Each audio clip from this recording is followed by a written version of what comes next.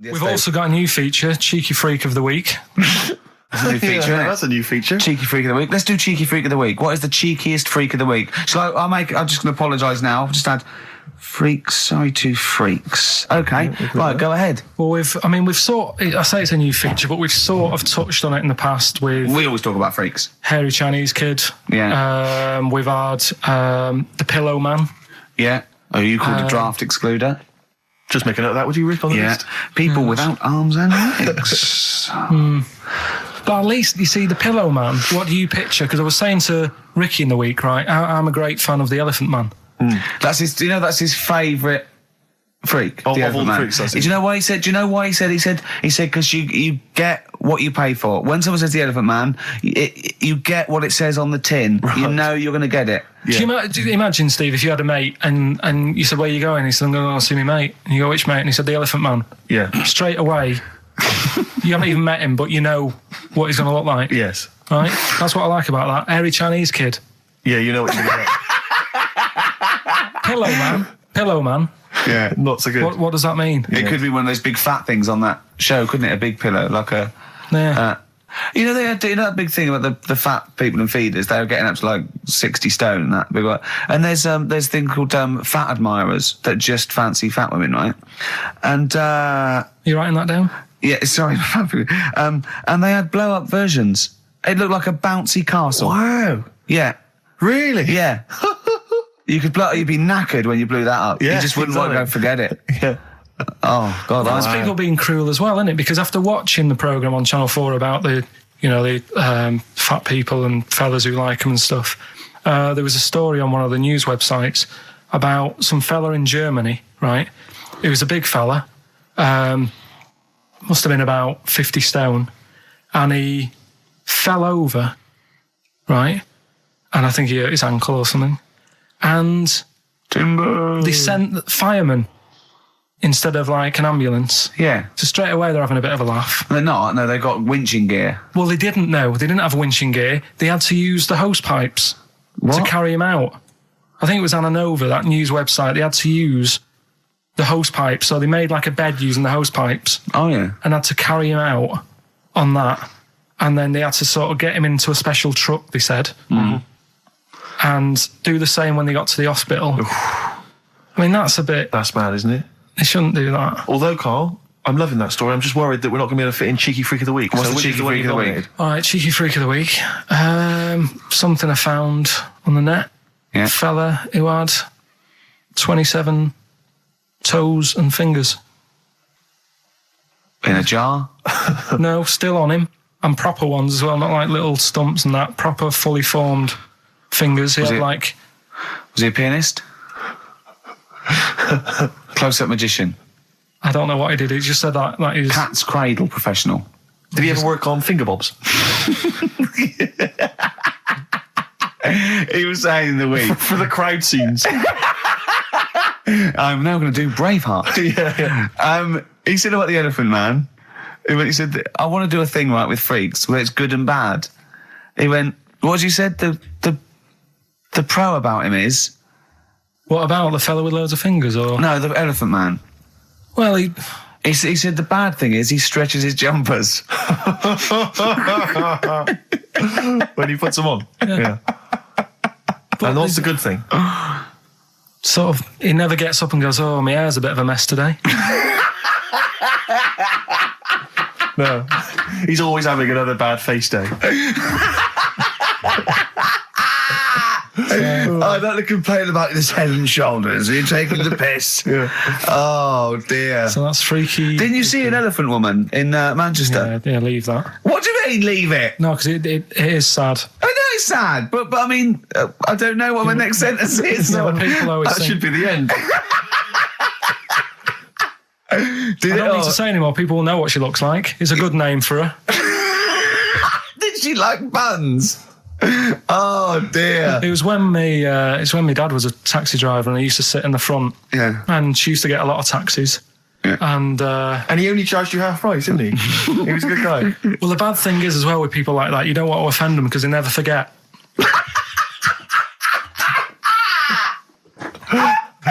Oh, go! But Karl Pilkington. I was sat in the front of the cab, and my dad goes, "Right, we're going to go and pick the I can't even tell you the name. These guys just evil. Right? What do you mean? No, leave it. So she's got...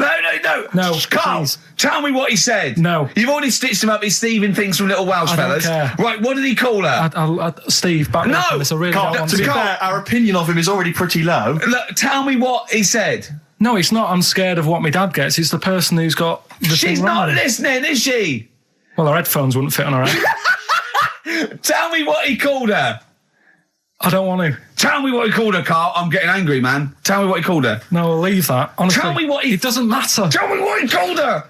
Karl, just... I'm going to go... Seriously, I want to know what he called her. Right, you're not going to stop this show. We're not doing the next show until you tell me what he called her. What did your father call the elephant head woman? Tell me. Spudhead. How old were you? I don't know, about 9. Did you laugh? So did you expect to see a potato with a dress? He did sort of, again, it's a good name. Do you know what I mean? I had an idea of what it was going to be about, and he said, "Do you want to stay in the car, I'll take you home, because you She's can't." spudheads, you got lovely eyes. Can't. Come on, man. That's it, by the way. Is that all? Finished. Is that all of it? Cheers. Bye. Brilliant. Well, let's end with LL Cool J. Make it some. Yeah. See you next week. Last night we were sat in the pub and I was saying, right, let's not even worry about new features then. Let's get the current ones, going. Like Getting what? Good. Like the one that I was trying to work out, the cheeky freak of the week. Think of that. Yeah, but I Think was of saying, that though, as a normal conversation. yeah, but I'd looked online, right? I didn't find that much. I found. Actually, I'll tell you what I found later. Brilliant. We're looking for them, right? And then at one point, I think you said to me, "Go and, what about the Guinness Book of Records? Yeah, they'll have like the best freak in the world or whatever." Yeah, ever. So I said, yeah, bring one in. Now you've got one at home. Yeah, I got a But you couple. couldn't be bothered carrying that in today, so I had to go out of the pub that I was at, Yeah. nip into Borders, Yeah. buy a Guinness Book of Records, Yeah. out of my own money, $18.99. Yeah. Bring it back, and then you said, I don't know if I want to do this feature. So it cost me 20 quid for that. I had to buy a video for Silence of the Lambs film clip. I'm actually out of pocket at the end of this. Just looking through the Guinness That's Book. still the funniest thing, isn't it? Squeaking at someone when they got a cup of tea. Right. There are a lot of what strike me as seemingly pointless feats. The Guinness Book of Records is right. The Guinness Book of Records is great. I used to love it as a kid. I've had about 10 copies in my life. The last one I bought a couple of years ago, present. It was really good. I love it. I love the real records: tallest, fattest, thinnest, best, fastest, most expensive, biggest, and all that. But the ones that really annoy me are the ones that. The reason these people are in there for it are the only people that tried. What, yeah. Balancing the milk bottle on your head. Most watches eaten. I just found that one. Kim Sung-do from South Korea ate 5 watches, the entire watch with the exception of the wristband, in a time of 1 hour 34 minutes. What do you make of that, Carl? Made him regular. Come on. How did they time him? Most live rattlesnakes held in the mouth. 8 live rattlesnakes held by, it just says an idiot. Yeah, this gives you an idea, Karl. Talking of idiots. Do you want to get into Guinness Book of Records? No. Carl, come on, that'd be brilliant. There's things in there that are just absolutely anyone could do. Like that one in Big Brother, I was watching it, and it was balancing sugar lumps. I want to go. How many people try that? If there's schools around Britain going, listen, we've got to get in the Sugar Lump Award. It's grassroots level. There's not enough kids balancing sugar lumps. How can we compete in the world market? I was looking at it last night, and there was one about the farthest that a dog swam. I think it was something like 9 miles, but it had no choice, did it? Do you know what I mean? He took it out to the Atlantic or something, and so it didn't want to do it. Threw it in the water. Yeah. So it's not all right to put it in a bin bag and chuck it in a canal. No. But, it's for a world record. Yeah. 9 miles it did. Oh God. Possible ones that you could do, Carl. What's the most Forrest Gumps fitted in one wheelie bin? What about this one for you, Carl? The record stands at the moment for most arrows caught by hand, but that's quite tricky. So what about most arrows caught by head? Yeah. And you would just fire arrows at your head. They wouldn't. It would just skim off him. Do you think so? Yeah, the roundness. It would never actually get any sort of, connection. Fastest human crab. Could you do that? I'll do that. Can you form the crab? Can you do that? What's that? It's just like go bending over backwards No, I and can't running. do that. No. Right, what about what would you be good at? what about hamburger stuffing? Oh, right, Karl. All right. In the mouth, you mean? Well, it says the record for stuffing the most regulation-sized hamburgers, including buns, in the mouth at one time is how many? How many hamburgers with buns in the mouth? This is just... You're not swallowing anything, you've just got stuffing in your mouth. You'd be so good at this because your shape of your head. You've got a shape... His head's just like Hamburglar. You'd be good at this, man. Yeah. Honestly, you'd be perfect. You look like Zippy. And the great thing is your head's empty, so you could get more in there. Do you know what I mean? This guy had a brain to contend with. Do that. What is it? Is it possible? Is it mental? How many do you think it was? There were 3 burgers in buns. What do you reckon, Carl? What? How quick he ate them? He didn't eat them, it's just how many he can stuff in his face. So literally hold them within his cheeks and his mouth, but don't swallow anything. So what, how many burgers? How many burgers did he manage to get into his face? So it's a fella. He's not... Yes. About 5? No. 3 is the world record. 3 is the world record. How big are they, though? It just says regulation size.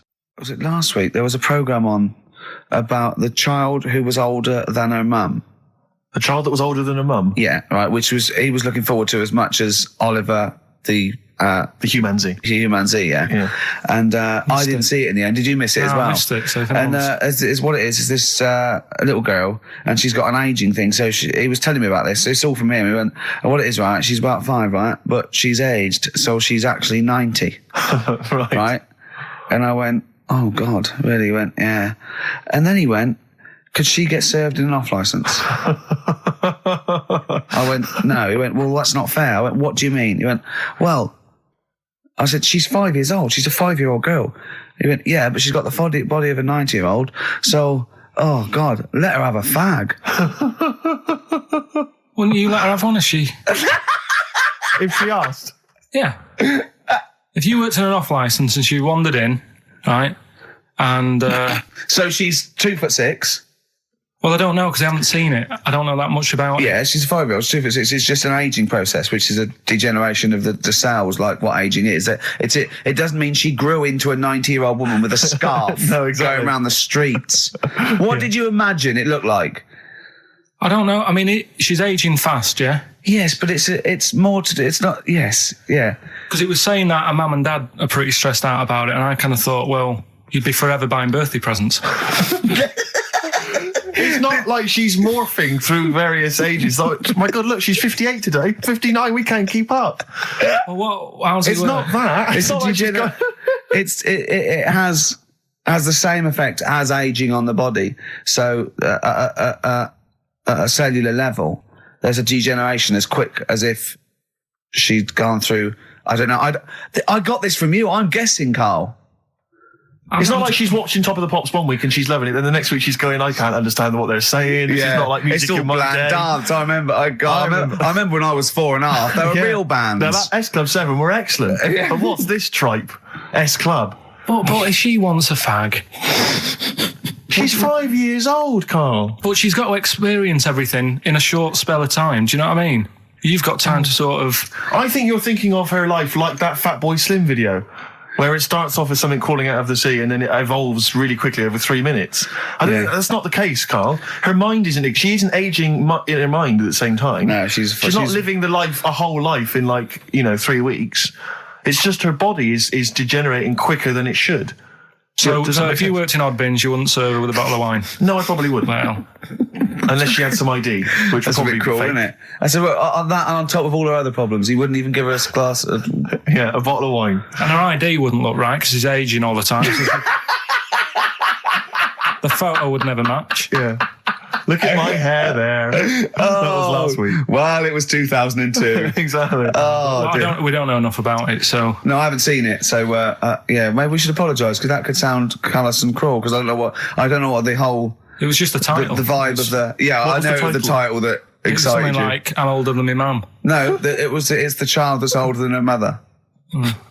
Well... Yeah. So that was weird. There was some good stuff on in the week. You missed that, did you? You didn't watch that? Didn't see that. Saw... Maybe someone have it on video for you. Yeah, if you taped it and you send it in. Watch it on fast forward. She'd really age then. Imagine that. Whoa! Carl just remembered we've got Cheeky Freak of the Week to fit in. I don't know what to do. What's your Cheeky Freak of the Week? Quickly, just throw that away. Right. Well, it's just like we look at cheeky freaks Is this show offensive in any way to some people, do you think? Ding dong. Got any buns? Oh, it's the Elephant Man. Go on. Right, well, it's a bit of a problem for you, this one, Steve, right? I'm chucking it forward to you. Remember the Cheeky Freak of the Week that we were talking about? That illness where people age quicker? The 5-year-old girl that was older than her mum, and he said to you, what, if you ran off like you wouldn't serve her fags and beer? And you went, no. You went, why not? And you went, because it's a 5-year-old. Yeah. Right? You went, oh, she's got enough problems. Give her some fags. You remember that, don't you? Sure. Yeah, right. So, another dilemma for you, right? Picture this. You're running a restaurant, right? Door goes, right? Few people. Most of them look normal. You notice the woman at the back, crawling on all fours. Top half is woman, right? This is real. Yes. This isn't like a comic or anything. This is on, Yeah, on the internet. I've seen it. They're called dog people, and her legs just come straight down. They're like little twin legs at the back, and so they walk on all fours because it's easier. Dog people, right? Yeah, not dog people. They're human beings with deformed back legs, so they walk. It's easier for them to get around like that because they can't stand up because they can't stabilise, and also it comes straight out of their hips. Right. So you're running a restaurant. It's a busy night. You haven't really got time for any hassle. She comes in. Would you serve her? The premise being what? That he doesn't serve dogs. Because the restaurants don't allow animals in. Right. So it's a dilemma. It's not a dilemma. Right. She's not a dog. She's a human being. Yeah, with I put a plate of meatballs on the floor, and she tucks in, and a little glass of, a little bowl of wine next to it. He turns round. There's the woman older than. Get away from that plant.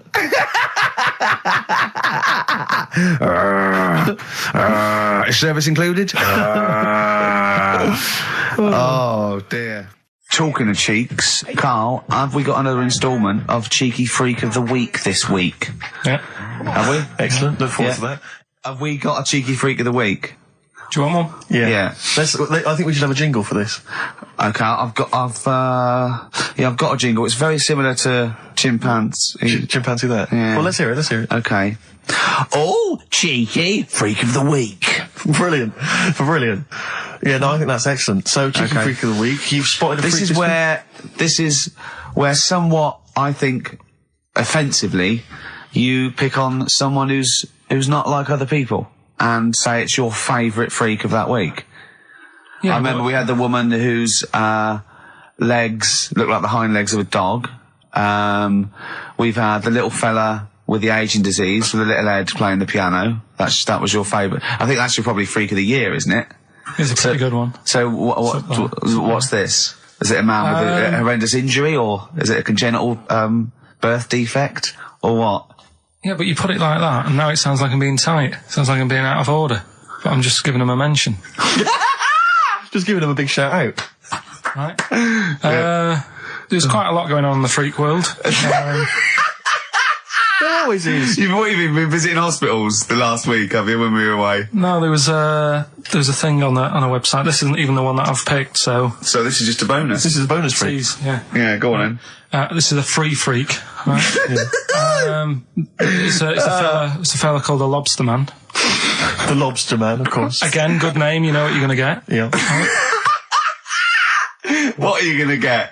Some succulent meat. I like the idea that the vicar on the christening suggested that. I don't want to call him Mark. Can I make a suggestion? Yeah. Look at his hands. What's his name? Mark Michael Webster. Right. Right. Have you thought about a nickname? Not really, no. Have you looked at his hands? Yeah, we don't want to talk about that because do they look a little bit like lobsters? Well, yeah, but it's quite deformed. It's like, we Can can't... I suggest Lobster Man? That's terrible, Vicar. That is terrible, Vicar. Pigeon. Go on then. We're going to see. This is what the sort of feature you come up with, Carl. So, Lobster Man. There's probably people listening now with, lobster feet. Right. Lobster hands. So, Squid Boy. So, Lobster Man, what does Lobster Man do? Does he fight crime? Not that much. Okay. Apparently he got into a bit of trouble. He was in a restaurant, and this was years ago, by the way. And someone picked him to eat him. No, so apparently the waiter said, "Oh, you shouldn't be sat here. You should be in my pan," or something. Oh dear. And they had a fight. got out of hand. Yeah. Got out of claw. And, so that was... What do you mean they had a fight? What did he do? A waiter took the mickey out of someone with... No. No, can I just make clear? I'm assuming it's his hands look a bit like those of a lobster. Yeah. Yeah, well, it's fused, so it's just like two big fingers. They're fused, I assume, probably in the womb, and they're just like, instead of like having 5 digits, they're fused in it. But he can pick stuff up, can't he? Yeah. What does he pick up? He mainly eats crabs and jellyfish, doesn't he? Yeah. Yeah. So he was having a fight with the waiter, he snipped off his nose. Right, so anyway... He just held on to the waiter's bib. Yeah, and the waiter was screaming, go and get him off me. Yeah. So anyway... Does he eat other lobsters? Does he typically would eat lobster? Or is it kind of... would he feel bad about eating lobster? Right. The little cheek of the freak that we've gone for anyway. The what? The little freak of the week. Yeah. Cheeky freak of the week. We've gone for this Siamese lad. Okay. Right. Happened back in... You can't have a Siamese lad, can you? Alright, yeah. This Siamese twins. Happened back in 1693. Oh, he's got a date. Blimey, that's the first time ever. Yeah. And all it was, he was doing alright for himself. He used to go on those circus things he used to do. They're two people you're talking about, Carl. So we're going to him. Alright then. Alright. They did this circus show, right? Yeah. And, everything's going well. They're selling out the tents and stuff, people coming to see them. Yeah. He was doing alright for himself. Yeah. Right? Sorry, before I said that, did you think a Siamese twin was a man with 2 heads? Well, it can be, can't it? It depends. There's 2 people, they're conjoined. No, but it depends, doesn't it? The one that I shown you in that book that time was a fellow with 2 heads. No, it wasn't. That was a stupid picture in one of your stupid books that he had a growth that looked a little bit like it had a face on it. It wasn't a man with 2 heads. You're the same sort of people who send potato chips to restaurants and say, doesn't it look like Norman Cook? Yeah. It's not 2 heads. We'll bin this feature. No! No, they're 2 people. They're 2 people. Conjoined twins. Yeah. Right, so these... they just happen to have a similar taste in clothes. Okay. Anyway, so they were doing alright, and it all went wrong when he crossed the road, got run over. The lad with 2 heads got run over. That's it. What? How is that cheeky freak of the week? Just because he got my interest, and I kind of thought, why didn't he just look both ways?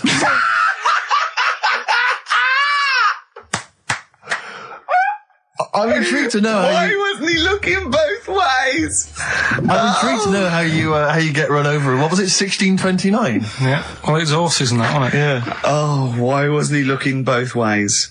Karl Pilkington, you are a genius. Play a record, you fool. Well done, Karl. More cheeky freak of the week next week. See what's going on. In the freak world. Yeah. Cheeky freak of the week. Have you got a cheeky freak of the week? Got that. Got yeah. that. So what deformity is it this week that you're ridiculing? Well, keep listening. Cheeky freak of the week, do you want to... Oh, definitely. Should we do cheeky freak of the week? Cheeky freak of the week? I can't wait. I'll always do these. I'd start off with these. Alright, well, let's have the jingle for cheeky freak of the week. Oh, no. Do you remember it? No. I remember it. Oh, cheeky freak of the week. Brilliant. Something like that? I want some more, though, because that was slightly half-high. Oh, cheeky freak of the week. Excellent. Right. This, we're going back again. Yeah, 17th century? Well, it was 1829, right? Oh, I'm impressed. Now, the problem is with Cheeky Freak of the Week...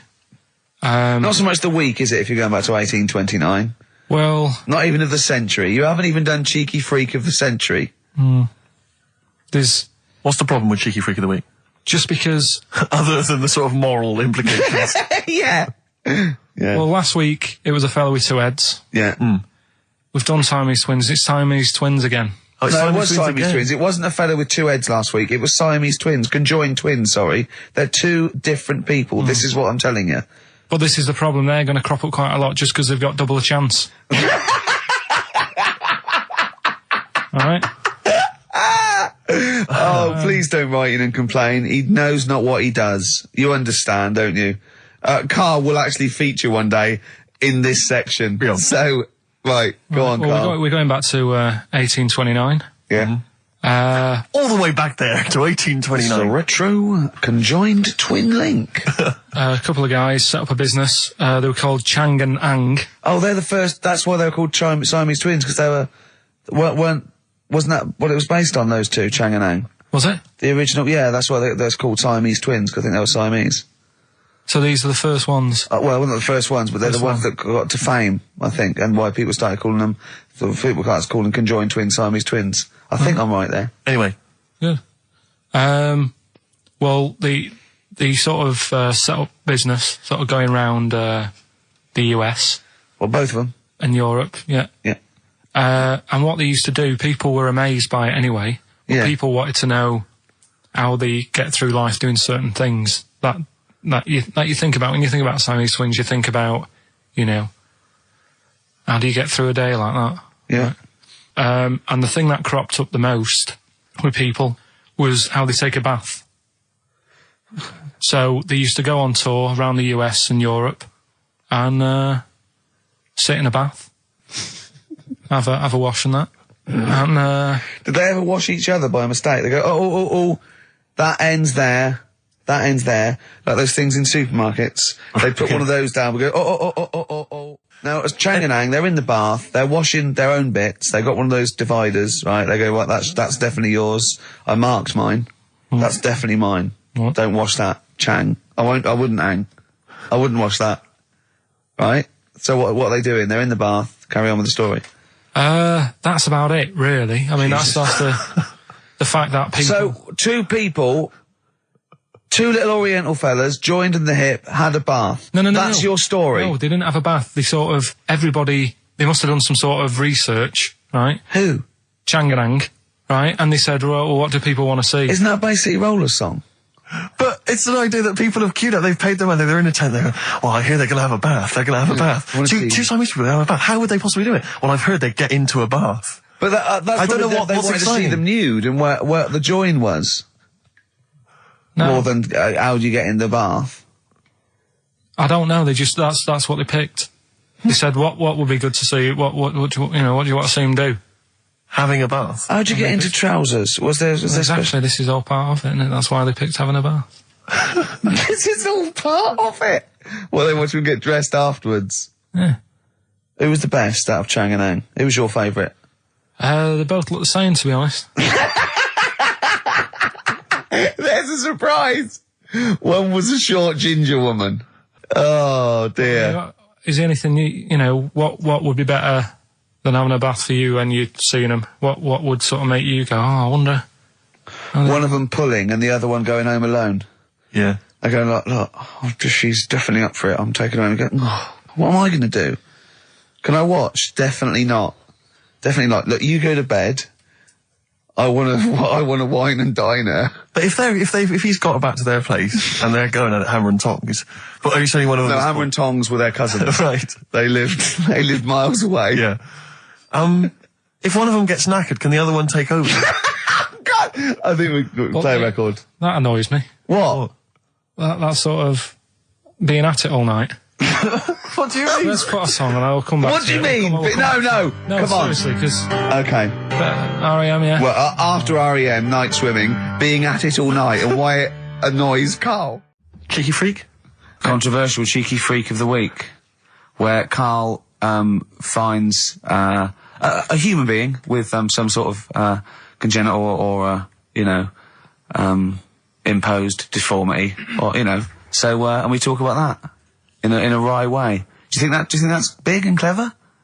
No, but that's just it. It's never about taking the mickey out of someone, right? It's to make you think. I'll tell you what isn't big and clever. How lucky you are, A dwarf with learning difficulties. Nice. Yeah. Well, We'll explain it to you. see, you know the sort of things I find incredible. Go on. Mirrors.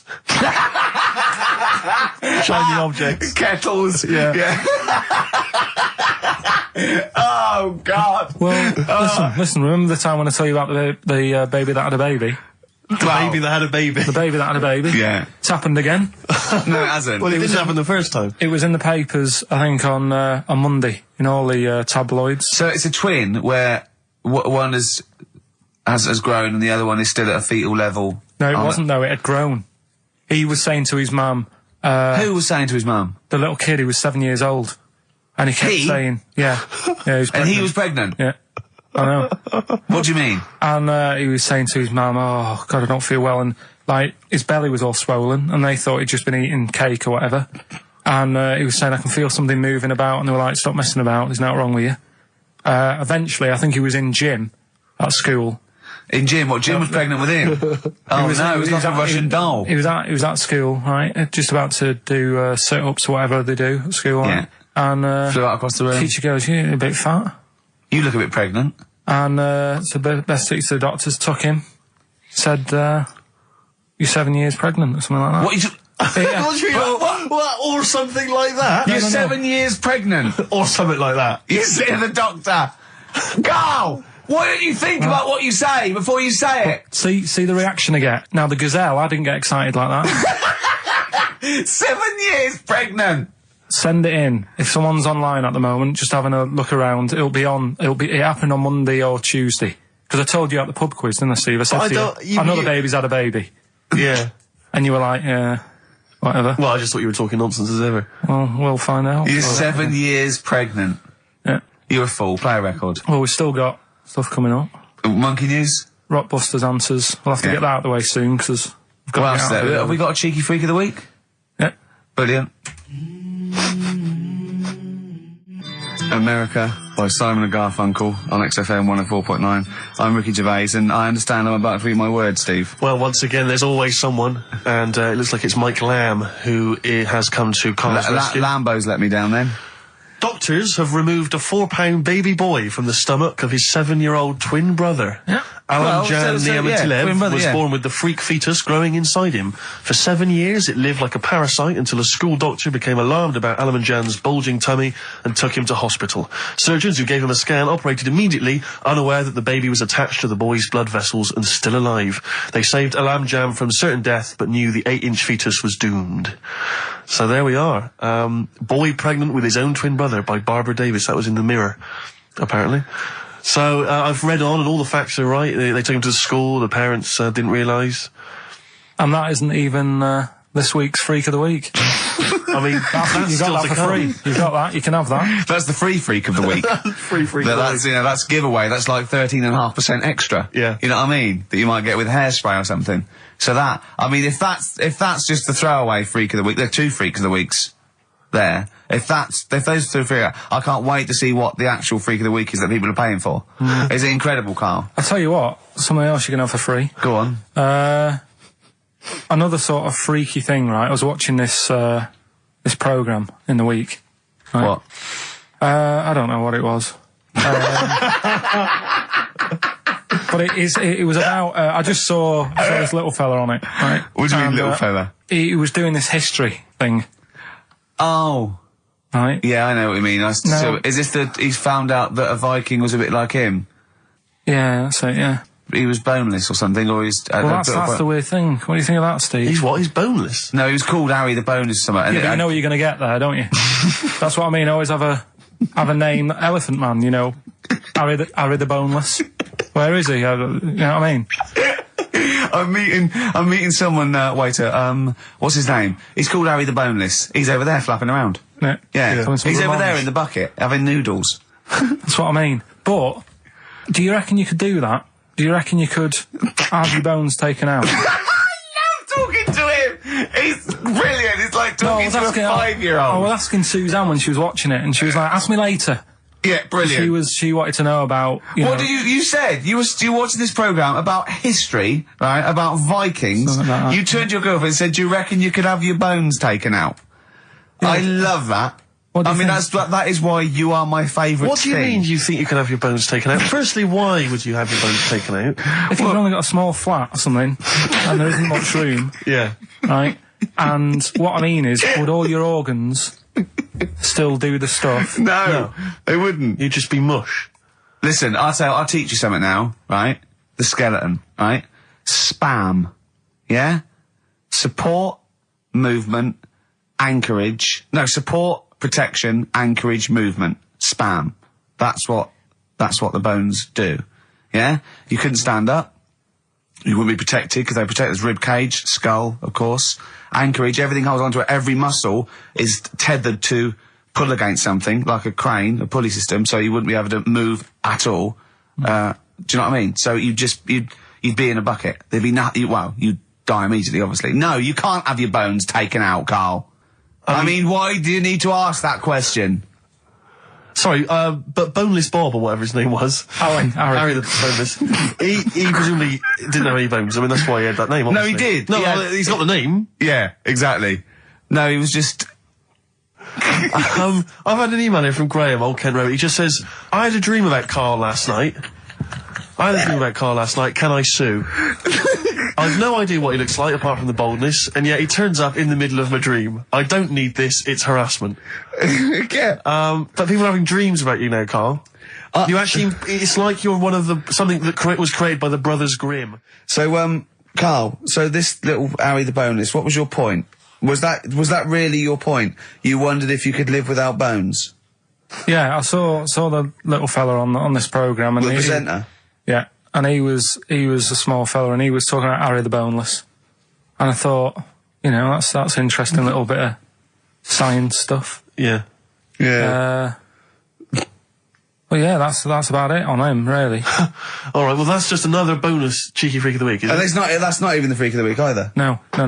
That's still to come. So you've had a pregnant Siamese twin. I know, it's been mad in You've had a boneless fella and another fella talking about him. They're not even involved in freak of the week. No. This is getting mad. Play a record. Let's play a record. Let's have cheeky freak of the week afterwards, shall we? Yeah.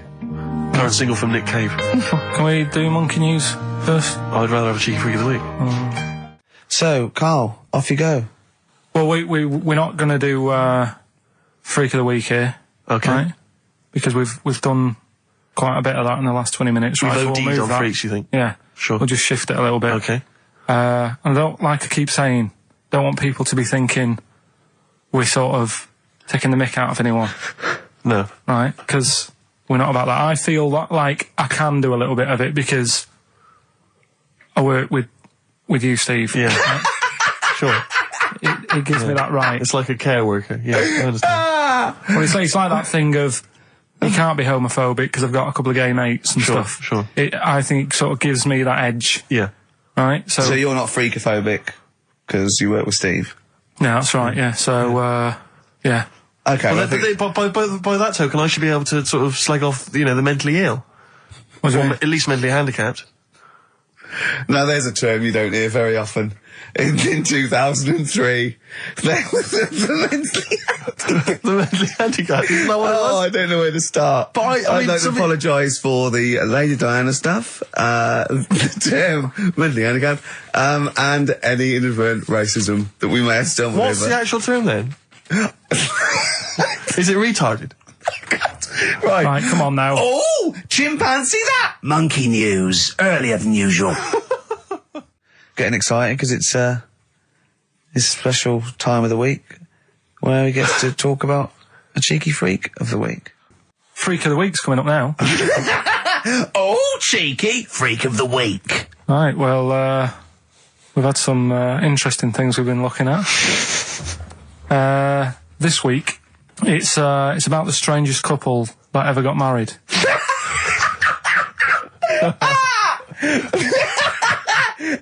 And we've had 2 sets of chimps, so it's stranger than that. Oh, it's not Dale Winton and Nell McAndrew, is It's not your parents, is it? Well, we're going back again to I think this is about 19... something like that. 1940. Yeah, whatever. Yeah, whatever. Yeah. Strangest couple, a fella, right? He had the skin of a lizard. He had the skin of a lizard, okay. And the woman who he married... Which he used as a condom. The woman who he married. Yeah. Airiest woman ever. Right. And that was their act. They used to tour the world, and they'd say, it's like, a couple who've met, they're having a great life. Let's get them out on stage, here they are. And they'd what do you mean he had the skin of a lizard, first of all? That's what he said. He had some sort of some illness. So he was called Lizard Man, and you like that because it was good description. I thought that's good. I'm here. Hello. Dude, we've booked a table for 2. Who are you meeting? I'm meeting Lizard Man. Oh, he's over there. Yeah. You know he is, right? Yeah. I'm Look meeting out. the hairiest woman in the world. She's over there. Yeah. Yeah. So what did they do for their act? Hey, bear in mind that we had some Siamese twins last week and their act was having a bath. yeah. So I hope it's an improvement on that. What did Lizard Man? He came out and ate some flies, did he? I don't really know. I just think they stood there and that. Yeah, when you read this and it goes the most interesting fact ever, Lizard Man, and you go, that's enough. That's enough. I can extrapolate from that. But straight away I start thinking. I'm thinking, right. I wonder if they got the wedding photos. Right? And then, like you said, that they had a kid. Oh, what would that be like? Exactly, It'd be like an ostrich, wouldn't it? It would sort of like. That's what I was thinking. What did you think it would come out like, the baby? I didn't think what that looked like. I just was thinking, parents' evening. Do you know what I mean? You wouldn't want them coming up to the school, would you? So that's the little problem. Johnny, who starts off relatively normal, he's quite good at, he's good at nature, Yeah. isn't he? And his mum and dad come into the room and they'd be looking round, wouldn't they? Well, it's always like that thing at school when, like, you find out your mate's mum and dad are really old. Right, Have you ever seen that? Yeah. When you go, your gran and granddad bought you? Yeah. Your mum and dad. Yeah. And you go, oh. It is weird. What's that we're talking about? He calls him mum. What was that? Oh, sorry. Do you know what I mean? Yeah, And no, like- that's always strange. If you had Godzilla and King Kong as your parents, Yeah. and it was they're like you always say, fighting. They're always fighting, and like you say, you're in a school play or something, you wouldn't tell them, would you? You wouldn't want them coming out with a video camera. He didn't tell his parents he was in the... When we were, Well, exactly. You did Little Donkey, you didn't tell your dad, did you? And he came along and videoed it. Yeah. Was kept that- it quiet, don't want them to know anything. But you didn't... What was it was meant to be playing? You had a little drum, didn't you? Yeah, I was doing, I had a little drum. I think I was meant to be playing We Three Kings. Yeah. But we started doing Little Donkey and I thought I can add a touch to this. Sure, you improvise. Started playing along. It was like the with first yeah. remix, wasn't it? It went down well. But yeah, that's all I was thinking with the Freak of the Week this week. That's what I'm saying about Freak of the Week. It's to get people thinking, right? Thinking how lucky they are. That, they don't have to... Comb their face. What are you talking about? What do you mean? Freak of the Week is to let people know how lucky they are. Just... What about the little freak you're talking about? What are they thinking? They're going, oh, he's talking about me. I'm a little hairy lizard man on a stick. Pop in, give us a call. I thought, that's what I'd like to do on a TV programme. That's what I want to do. I want to go and, meet these people and say, right, let's just go shopping. Let's, we'll film what your normal day's like. Yeah. Let's pop out. Nip into Sainsbury's or whatever. Yeah. Buy a comb. Park whatever. right up close to it. You know what I mean? Yeah. So what you're saying is you just want to get a little message out there, which is that there's always someone worse off than you. Well, there's proof of that in this room. You know what I mean? Oh, Carl, when's your train? In a minute, I'm going to get going now. I'll see you later. Thanks, Carl. Brilliant. What are you planning to play a song? Kirsty McCall. Yeah. I'll see you later. Kirsty McCall, New England. Karl Pilkington has left the building. He's rushed away. He's on his way down to Cornwall. And we're left by ourselves. Indeed. In the room. See, if we can do this... If we can press all the buttons and not make any mistakes, strictly speaking, there's no need for Carl. I don't mind if we make mistakes. Well, no, exactly. We never worried in the old days, did No, we? sure. I think Carl is going to love Cornwall. Because I think, one, the mayor is probably an animal. Yes. And I imagine the townsfolk think like Carl. Yeah. Do you know what I mean? I Yeah. imagine he'll stay there. He'll be made king. Have you ever seen Return of the Jedi? In Return of the Jedi, the Ewoks, the little furry creatures, they see C-3PO, and because he can talk and he can speak their language, they actually elevate him Oh, he's to godlike back. status. What are you doing here? Hooray! He's back. What are you doing? You could have stayed till the end. I'll see you later. What are you Right, doing? what are you doing? Right. Right, well, there he is. He's on his way. Yeah, Down to if Cornwall. you're listening online in Cornwall, I mean, I can't imagine that's ever going to happen. But, on a clothesline with a bean tin at one Exactly. end and Yeah. a big bean tin in London. Or if the I'm cool in London. yeah, or if the foil helmet you wear to fend off laser rays from aliens out of space are somehow picking up the show, then Carl's on his way. Look forward to meet the It'd bold fit in one. because he's got a sort of like, the obligatory sort of red face that would go well down there now. Because I think he's been out in the sun or he was pre-boiled when he came in. But he's rushing down to Cornwall now, going from Paddington Station. So, if you're in the Paddington Station area, you want to pop down there and sort of wave him off, then do. Yeah. Don't be afraid. That's not a dirty sexual act. Wave him off. Yeah, I'd love to wave him off. Did you have a good holiday, Carl? Yeah, it was alright. It's alright. Went down to Cornwall. Now you're going to the monkey some odd sanctuary. people down there, Steve. Well, don't look at me. I'm not from Cornwall. Well, you're from that sort of area. Well, not really, but never mind. Genetically, he means. Right. They're weird. Well, you must have slotted right in. What are they weird? What do they look like? Just all sort of odd people. A lot of old people, but not just old, sort of messed up old. What do you mean messed up old? You can't just say that. There was a woman with a funny neck. Okay, in what way was it funny? What did she have a funny neck? If you were writing an essay, you wouldn't say there was this woman with a funny neck. How would you describe it? She sort of had her head, like, pointed down all the time. Like Don't do it, it's his radio. No, but just for you, I do like that. Yeah. About Yeah, okay, right. So, brilliant. I don't know. I was saying to Suzanne, what happened, What do you think? Because Suzanne knows everything. That's the good thing about her being with you. You just ask her, what happened to her? And Suzanne goes, Carl, I don't know. Yeah. I haven't been here before. Suzanne, your girlfriend, or mummy as you call her. Oh, sparks are flying. Yeah. I got a little bit of chocolate. Can you just lick a tissue and wipe it off? Oh. Well, she said it might have been like, because back in the olden days, they carried stuff on the... The olden days? What do you mean the olden days? This woman was probably, what, 50? No, she looked about 70. Yeah. But like I do on Cheeky Freak of the Week, right? I always turn it round and we get, like, something good out of it. Something positive, yeah. I said to Suzanne, I bet she finds a lot of money.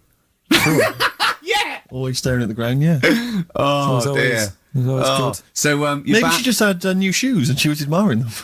Yeah. Did you think of that? Before you point the finger and judge? Mm. Or a necklace was too heavy.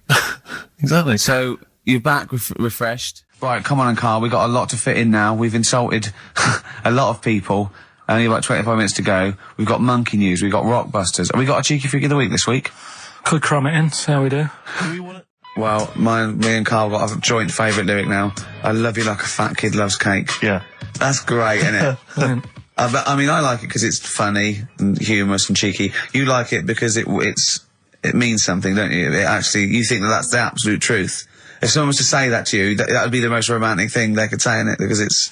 I don't know, I'm just thinking that's, what it means. It's like the Elephant Man, right? The Elephant Man, that's what he's called. Again, you know what you're going to get. The fat kid loves cake. You've said it all, you don't have to say any more.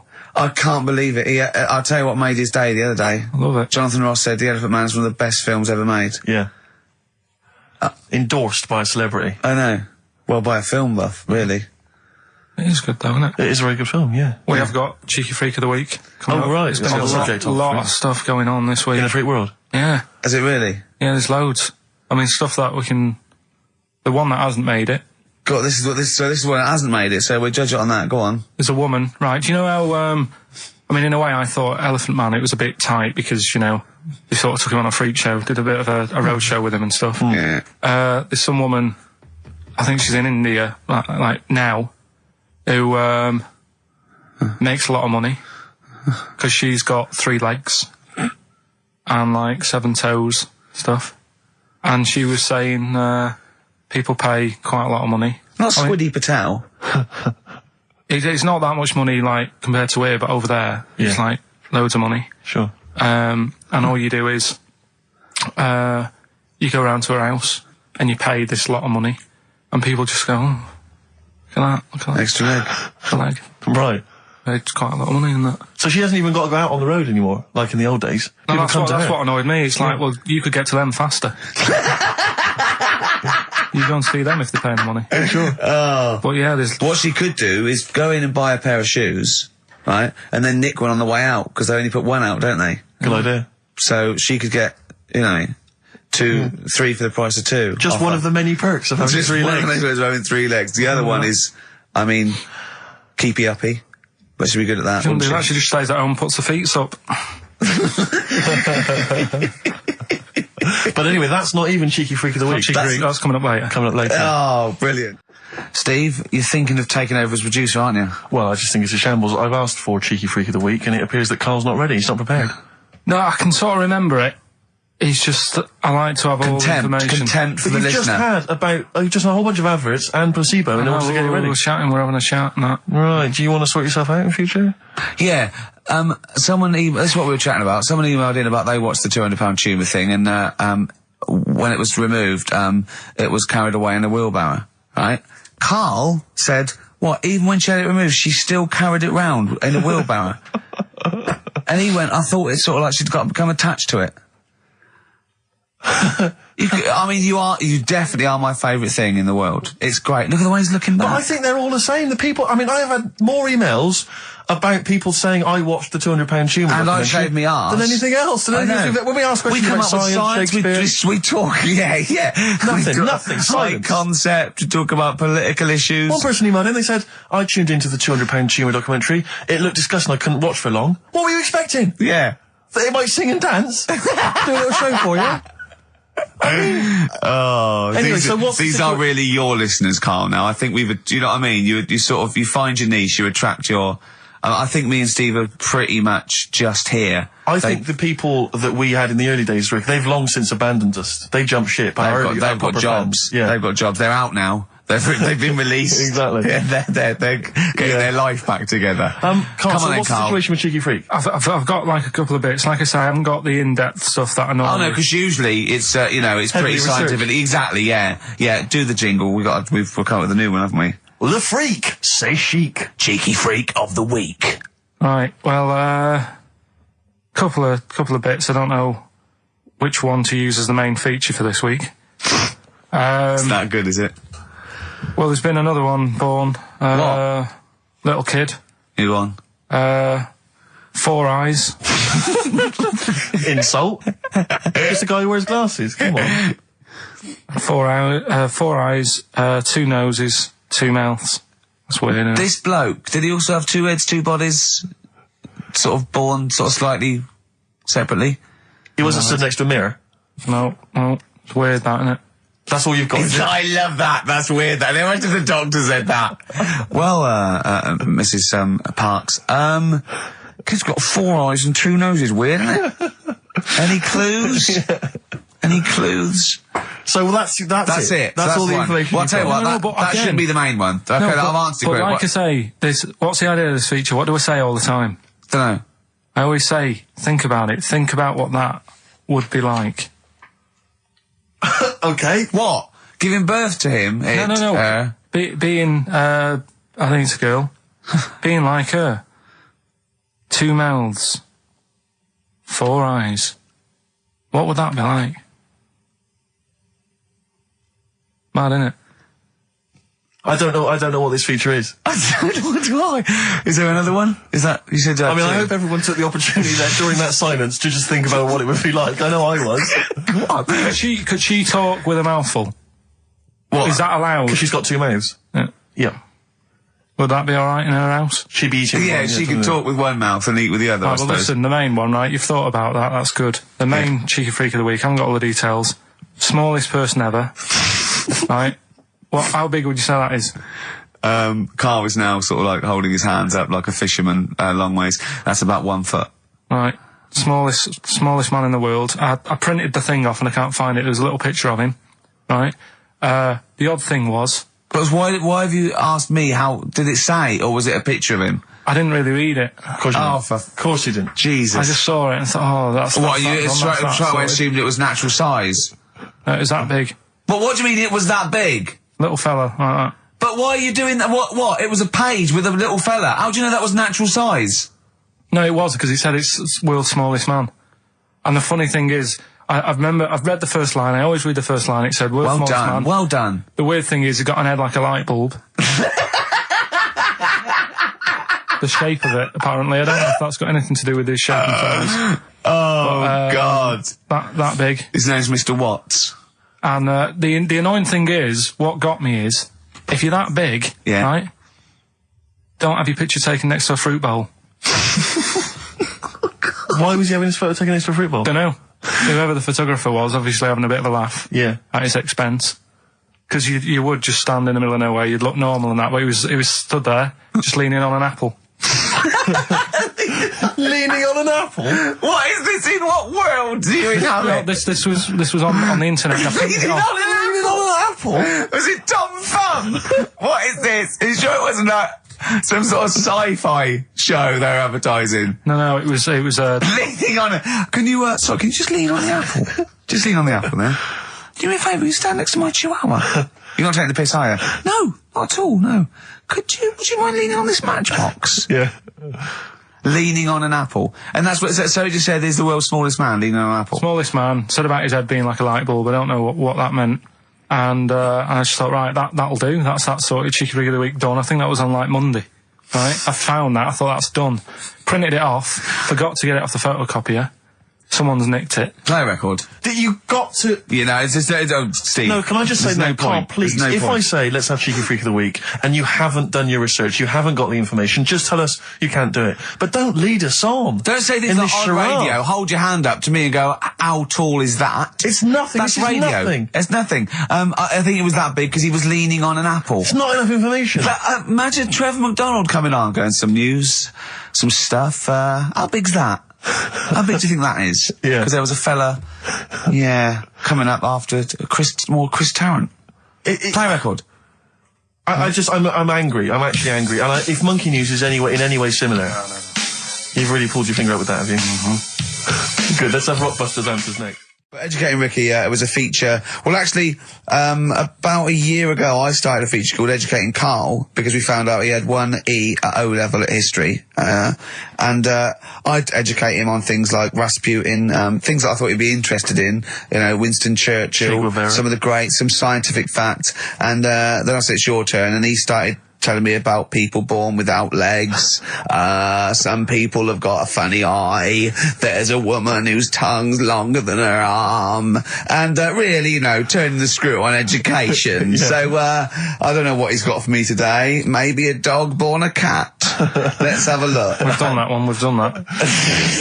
Is there, because often we should point out there's sometimes a crossover between Educating Ricky and Cheeky Freak of the Week, just in terms of subject matter. Yeah, so we've done Cheeky Freak of the Week. We've done all the freaks. What have we done with the Freak of the Week? There's a dog. There was a woman that had the back legs of a dog. There was last week. What was last week? It was the girl who was born with 4 eyes, 2 mouths, and 3 legs. Sure. You weren't that impressed. I thought if we've got to that and it's not impressing you. We are a tough audience. Let's spin it. Let's move on. What's the point? Well, it was funny, wasn't it? And it wasn't offensive. Not really. It's not some of the best stuff that would have ever gone out on this show, but, you know. Right, what are you putting up against, exactly? Cheeky Freak of the Week? Well, that springs to mind. Yeah. Rockbusters? But I mean, the thing is, you know, the things that you have put out there, I mean, we better be really careful. Who's worried about complaints? I mean, it's not just swearing, is it? It's taste and decency and everything. Yeah. So we can't laugh about the disabled anymore in the Cheeky Freak of the Week. Can't do stories about elderly relatives with genitals looking like a split tennis ball. Can't do your dad putting a child with learning difficulties in a bin. So, what should we just play music? I think that's all it's going to have to be, yeah. Play a record. Listen, we're doing Songs of Phrase today, because Rockbusters has gone. What Songs of Phrase again? I can't remember. I think I've blanked it out. Yeah. When we do, something that's been said a few times on the show. Right. Right? It's been said a few times. I'm scared of Andy Phillips. I need my job on it. Go on, sorry, you were speaking, Karl. So we take a phrase from the show, right, and just get songs, like the words from the songs, edit them together so it says that phrase. Yeah, something like that. Yeah, okay. Yeah, no, just go on. Sorry, go on, Karl. Come on. So are we doing it? Sorry, so what's the phrase you've come up with? Phrase is no more Cheeky Freak of the Week. No more Cheeky Freak of the Week. Is there not? We're not having that anymore. Well, no, because it's offensive, and if we're worried about offending people, to talk about people with disabilities, like conjoined twins and women who are born with like deformed legs, and you call them dog woman. So you know, you've got to be careful. You've already insulted Christ. Let's not do disability. Let's do Songs of Phrase, shall we? Cheeky Freak of the Week was never out to offend anyone. No, it was to make you realise how lucky. We don't try and offend people. We try and entertain them. Right? Do you know the funny thing is? Right? You're saying about being cruel about people and stuff. It goes on all the time. On the news the other night, you know those Siamese twins that didn't make it through the operation? Yes, yeah. Right? And this is why I'm stopping it, because I don't want people to think, we're having a go at disabled people and stuff, right? On the news, right? Yes. Before that operation, the doctors said, we're going to try and sort this out. All the doctors are going to get their heads together. Is that a good phrase to use? Yeah. Yeah. See what I'm saying? Carl, play a record. No, I'm Play a just... record. Are you offended, Rick? Are you... Oh, you've offended me, Gervais. You're the one that's... That's you. Yeah, but I'm saying, we're not out to offend anyone, yet it's always going on. People are always having a go. entertain. Please don't bring it down. Play a record. No. I hate it. Songs of Phrase. It's the mighty return of Songs of Phrase. No one has requested that. It's not due to public appearance. A lot of people have requested some swearing. They have indeed. But We had a lot of emails for that. But go on, Carl. And remind us again what exactly Songs of Phrase is and why we should care. It's just a phrase that we take from the show, make up by taking words out of a song, edited it together, right? The phrase that we're doing is no more Cheeky Freak of the Week. No more Cheeky Freak It sounds of the Week. like this. No more cheeky freak of the week. Right, so... No, that's nigh on impossible. Play again. You got Play to again. I email didn't hear in. that. You got to email in with all the songs that you can hear there, right? I think it's 5 songs. And we in just total. want the names of the songs? Yeah, that'll do. Okay. All right. So we just hear it again? No more cheeky freak of the week. All right. Yeah, It is good. It's probably one of the best you've done. It's very tricky, though. that's not too tricky. Play it again. No more cheeky freak of the week. and odd little things on there. I think it's probably worth a listen. So not bad prizes at all, Carl. Let's play it again. No more cheeky freak of the week. Well, we started that going. Just the artists then. ricky.gervais@xfm.co.uk. ricky.gervais@xfm.co.uk. Once more, Carl. No more cheeky freak of the week. See, it's great. Yeah, not bad at all. A little bit of elbow. Nice to hear that again. This is the one red. XFM 104.9, Ricky Gervais. Sure. It's that theory, actually, right? Do you know how I've said before about babies, right? Yeah. But like little old people. Yeah. There was, no, Another of the great theories. no, the fact that, you're born and you sort of, you got no teeth, you got a little bald head, you can't control your bodily functions and that. Sure. Then you get to like... Sorry, 70. you're describing yourself? Yeah, I was saying, you've got a dangerous No, ground, I'm just saying, that's how you're born. Yeah. Then you get to about 70 or whatever. Yeah. All that starts to happen again, doesn't it? Right. Yeah. Now, there was a story in America about, just backing this up again, 70-year-old fella, 70-year-old fella, okay. little bald head, Yeah. right? Probably no teeth, and that. Probably, yeah.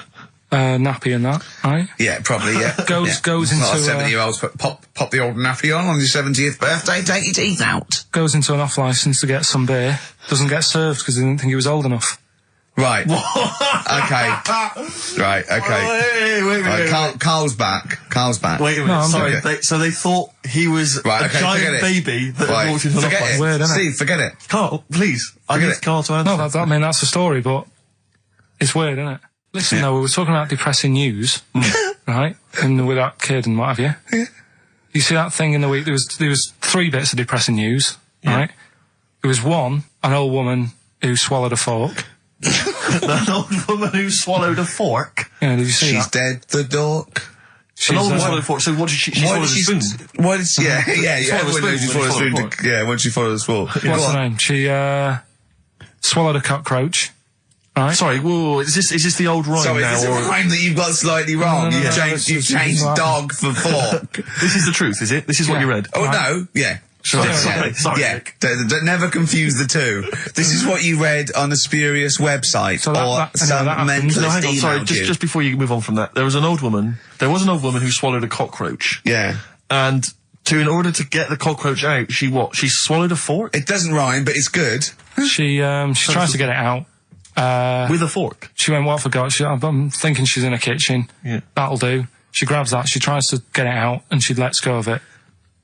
And it goes, swallows a fork? Yeah, Yeah. It was in the paper. The terrible thing was it was a gardening fork.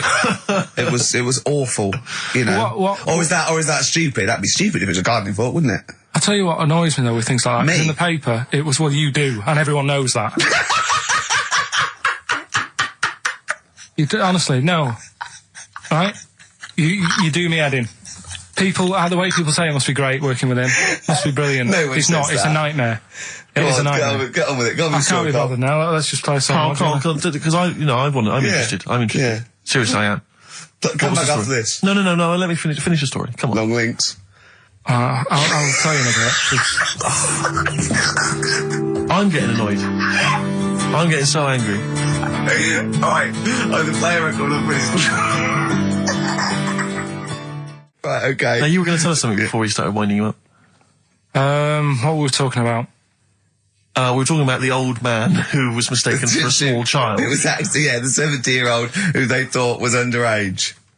Right, so then we got on to, right, this is the old woman. I was saying, she ate a cockroach. Right? She ate a cockroach, yes, by mistake. How did she eat a cockroach? Why was there a cockroach? She was cleaning up, it jumped in her mouth. Right. So she immediately, the first thing she did was immediately grab a fork and plunge that down her throat. Yeah. Well, maybe not immediately. I mean, she tried other methods. She tried plastic spoons, her fingers, maybe washing it out, maybe going, I nearly swallowed a cockroach. Did she try that one? Ugh, how horrible. Right, so anyway, the fork went down, and it's got this picture in the paper of, like, the X-ray, and you can see the fork just, like, going across like that. Yeah. Wow. That's mad, isn't it? Yeah. Well, it was, the fork was in her abdomen, was it? In an X-ray? Yeah. Are you sure she swallowed it? Sure she didn't just say that to the doctor? Like, how did it get in there? And you got a fork inside you? No, I know what you're getting at. Because I remember years ago, do you know Dr. Steele? Do I know Dr. Steele? Yeah, on, he does... Is he the one on Richard and Judy? Right, what's he, a psychiatrist or the resident doctor? He just pops in and is that the sort of like the suave sort of...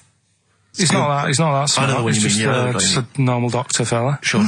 And, this was like in the 90s, and, Rich and Judy said, we got the doctor in again today. We're looking at things that, have been inside people. And there's this one, right? Fella comes on, with an X-ray. Yeah. It's sat on a pint glass. It's sat on a pint glass? That's what... He hadn't had what he it. said. Sat on a pint glass. I remember that story that, was published, about the bloke, and this is the excuse he gave to a doctor when he had to go and have something removed. It was a bottle of sort of HB sauce or something up his... what word can we say in case Andrew's listening? You don't need to, people know what you're saying. Okay. Right. Rectum. Is that all right? No, you didn't need to say it, but... Well, no, he might as well. It's a medical term, isn't it? Doctors say rectum, don't they? Anyway. So the doctor got it out, and the excuse, he said he'd been shopping, been to Safeways, he bought his shopping home, and he popped the shopping on the front step, and he realised he's locked himself out. So he started to shimmy up the drain pipe, but his trousers and pants fell down while he was climbing, and he slipped and fell on the HB sauce bottle, right? And that was the note thing, right? And the doctor had put at the bottom on his notes, this would be somewhat more believable if Safeway sold their HP sauce with condoms already attached. Wow. Well, God. Why did he put a condom on it? No idea. To use it again on his chips. So he didn't just buy it to have a quick, Yeah. He thought, well, I don't want to waste HB sauce. Sure. I mean, I use it up the arse, then I got on the chips. Safe sauce. I always practice safe sauce. Always have safe sauce. Should we bring back no, can't do Cheeky Figure of the Week. Play some ads. We were talking just before the ads about I think we were talking about objects being stuck up people's arses. Okay. I think that was the Someone link, can just wasn't confirm that. It was objet d'art Well, objet d'art. Arceus. Objet d'art. Objet d'art. Which maybe that's a new feature. Objet d'art. Objet d'art. Using objects you've stuck up your French for stuffing stuff up your arse. Yeah. It's like they had a hook.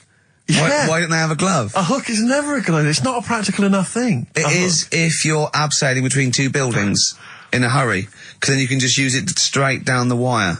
But a hook is such a grotesque thing. I mean, because Right, don't have a go at them. But I mean, there's no one except that weird guy who's up in North London who's still got a hook for a hand. Well, I think it is Such an useful. impractical Because it's thing. good. Well, no, it's good for carrying bags. Yeah, carrying shopping. Do you think that was the concern of pirates? Well, like what Tesco. They didn't have like animatronic sort of stuff then, did they? I know, but it's just so. I mean, it's just not very flattering, is it? A hook. I mean, Jane was at school with a kid who had lots of different things, like knife, fork, he could screw onto the end of it. That's brilliant. That is brilliant. That's good. That's almost as good as having a hand. Yeah. For the canteen. But at school, you'd be the coolest kid in school, surely. Bit more frightening in the swimming pool. Or on a bouncy castle. Yeah. But yeah, for chopping up a bit of, I imagine pork. him being banned from the bouncy castle at the fate. You can't let him on. Oi, Hooky, get on. You're not welcome on here. I'd like to apologise for some of the things said in today's show. But what happened when he started asking girls out and stuff? I imagine he spent a lot of time with his hands behind his back. Oh, God, with a sore spot on him one. Probably. That's so and I can get out with this one. Yeah. Doctor said, that's handy. There's a fella in Ward 2 that's got a shopping We should bag put up you his two arse. together. Just pop it up there, pull it out, shopping intact. Done. So, who's the winner? Answers. Well, let's give us the answers first. Right, well, This was this is how it sounded. No, it's not Rockbusters. I'm calling it Rockbusters because No more. But it's all they're all interchangeable. Right, Paul McCartney, Cheeky Girls, Sugar Babes, Space and Beatles. Okay. Well, Brilliant. You've really, I mean, if you're not interested in it, Carl, seriously, mate. found myself sat there, right, and I'm not having a go. I know we've stopped Cheeky Freak of the Week and all that, right? So I'm not going to be having a go. Christ, I sat there. I'm scared.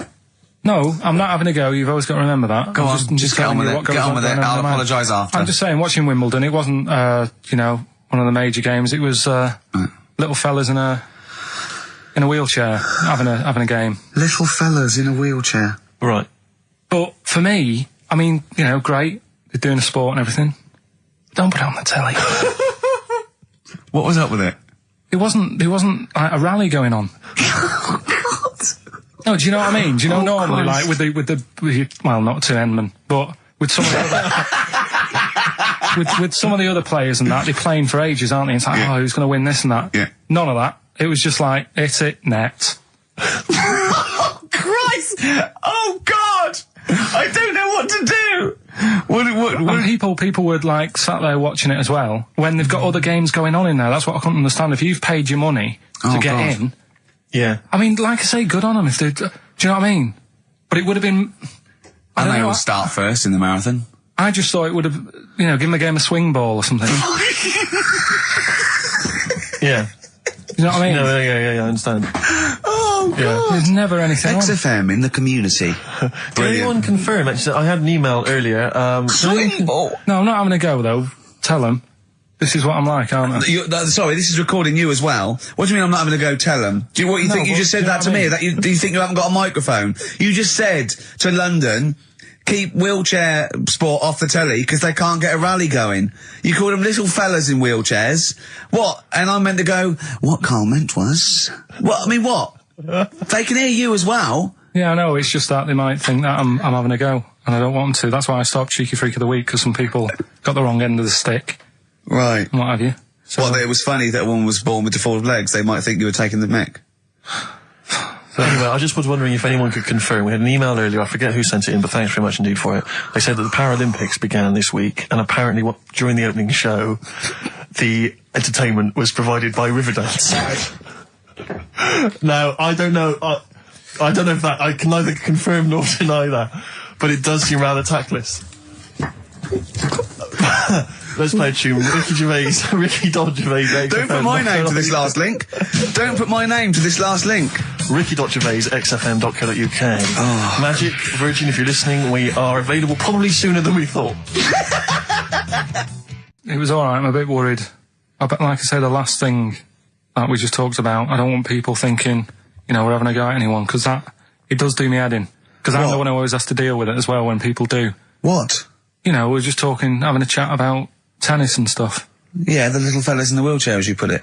Yeah, What are you worried so- about? That Just that they think we're having a go and that, because sometimes I do have to take calls and deal with it, all this stuff, right? You don't see that. You don't see the hassle I have to go through. No, but I don't Tom. often say things where I'm likely to get a complaint from Yeah, but someone. I'm just saying it wasn't meant to be taken badly, do you know what I You're mean? allowed It's to just- say you thought that the quality of tennis, because they were confined to a wheelchair, was poorer than, say, Sampras versus Agassi. I don't think that's in question. It wasn't as good a game of tennis. That's what all you were saying. what I'm You weren't saying, saying they shouldn't play or Wreck abuse. the grass. Right mess. Well, stop while No, you're ahead. I'm just saying as well. That just. I can confirm, incidentally, we've had several emails, I can confirm that Riverdance opened the Paralympics in Dublin recently. So I'm sure that was very good, very entertaining. Leave it then. Yeah, no, I'm sure it was entertaining. They're very good. Who was it that thought? Was it Jimmy that thought it was short for Paraplegic Olympics? Really? I've no idea. Yeah, it's Parallel Olympics, isn't it? It's yeah. But as we pointed out, that would be pretty much Yeah. blow football. Yeah. There wouldn't be many sports in the Paraplegic Olympics. It stands for Parallel Olympics. I'm educating, Carl. Don't let me like that. I'm educating. I'm not saying funny little fellas in wheelchairs playing up the grass. What? I'm always educating. I'm always telling you about stuff that I learn about and that. That you get off-handed over, and it's about a monkey who became king. No. So No? Have you got monkey news this week? Got a little bit of monkey news coming up. What does he do? Drive to Spain, rob a bank, or get married? No, we're done all them, haven't we? We have done all them. Yeah, but you know it's a good one. It's a good one. And in fact, it's a bit related to what we've been talking about anyway. Oh, God. I've had a lot of emails, actually, people saying, Carl, please don't leave, we don't want to see the show ending, blah, blah, blah, blah. We've had a couple of calls by bringing back Cheeky Freak of the Week. And do you know what Carl said? He said, a bloke on the phone said, bring back Cheeky Freak of the Week. He went, we can't, not allowed to, I don't know, you know. And he went, oh, go on. He went, well, no, I had a story today. A fella born with 2 dicks, but I can't do it. Now, Carl, you cannot not do a feature about a fella born with 2 dicks. Well, we'll look if we need it. I mean, how much more have you got on the Chinese? We're done. We've done that. We've nailed Chinese. We've done it. That's done. That's put to bed. Fella with 2 dicks, please. No, we might get round to it later. But, like I say, Cheeky Freak of the Week. Sort of, we've put that on hold at the moment. Sure. Right. Oh dear. That is so naughty. This show's been a bit naughty, I think. I don't know what's happened to us. I think it's like, sort of end of term sort of madness, but I think we've got to calm down here. We've been a bit naughty there. We've said, you know, bloke with 2 dicks. We said Chinese people don't talk properly, which is a little bit offensive. Yeah. Know what I mean, Carl? Well, they don't know. Right, okay, let's leave it now. Okay, stop there, Carl. Carl does not necessarily reflect the opinions of XFM or any other human being. If you think that me and Steve have been being offensive, we are strongly behind the guise of irony, satire, and ignorance. Carl only has ignorance and hate. Yes. No, but as long as you say something good about someone, you can also say something bad about them. How does that work? Go on, and give us an example. Well, Chinese. Yeah. Yeah? Yeah. Great people. Right? Good. The women really good looking as younger people. No! What are you doing? I'm just saying, as long as you know what I mean, there's good and bad and everything. For every what are the old ones like? They don't age well. What do you mean? The fella in Karate Kid, the teacher, was only about 36. We started this. Oh. Fact. So, Songs of Praise, there's a fella who was in a coma for 20 years. Just, they kept, like, taking him through, like, the normal day. They'd take him to Alton Towers and stuff. He doesn't know anything about it. Just kept going through the motions. Don't know if they kept charging him. Kept putting him through all that. He eventually came out of it. 20 years. And went, stop taking me to Alton Towers, it's shit. I just thought, imagine how much post he had. How much post?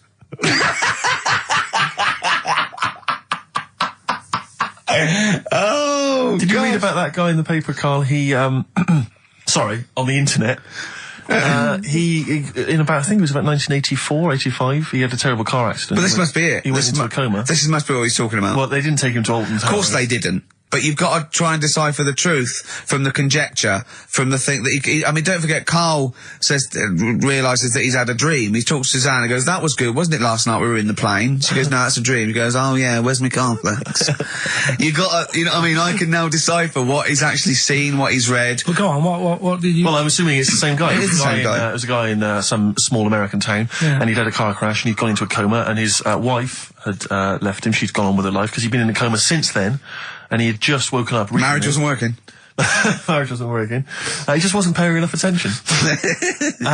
She was pregnant at the time, and so now his daughter is basically the same age as he was when he went into the coma. And, he's just started coming around, he's just started making jokes. They said, how do you feel? He said horny, which I thought was quite witty for a man who'd been in a coma for however many years. But anyway, yeah, so he's slowly trying to rebuild, what life he can. That's what do you make of that though? Because the thing is that he's missed. Imagine what he's missed, Carl. Imagine the music that he's missed. The Live TV Aid. programs, Missed Live Aid. Live Aid. He missed Phil Collins playing in 2 continents in one day. Frankly, I'd be devastated if I discovered that. Missed Bros. Yeah. Yeah, so he doesn't. So he put on ripped jeans and they go passe. They just have to send him a series of those I Love 1986 programs with Kate Thornton filling him in on what he's doing. Exactly. Peter Kay reminding him of space operas. Yeah, he remembers those. Talking rubbish. Yeah. So extraordinary though, isn't it, Carl, to think? No, obviously. So had he aged much? Because he hadn't had any problems or anything, no worries. Well, he probably wouldn't have, physiologically, he probably wouldn't have the wear and tear of a 43-year-old man. Because he wouldn't have sun, he wouldn't have had sort of nicotine, beer.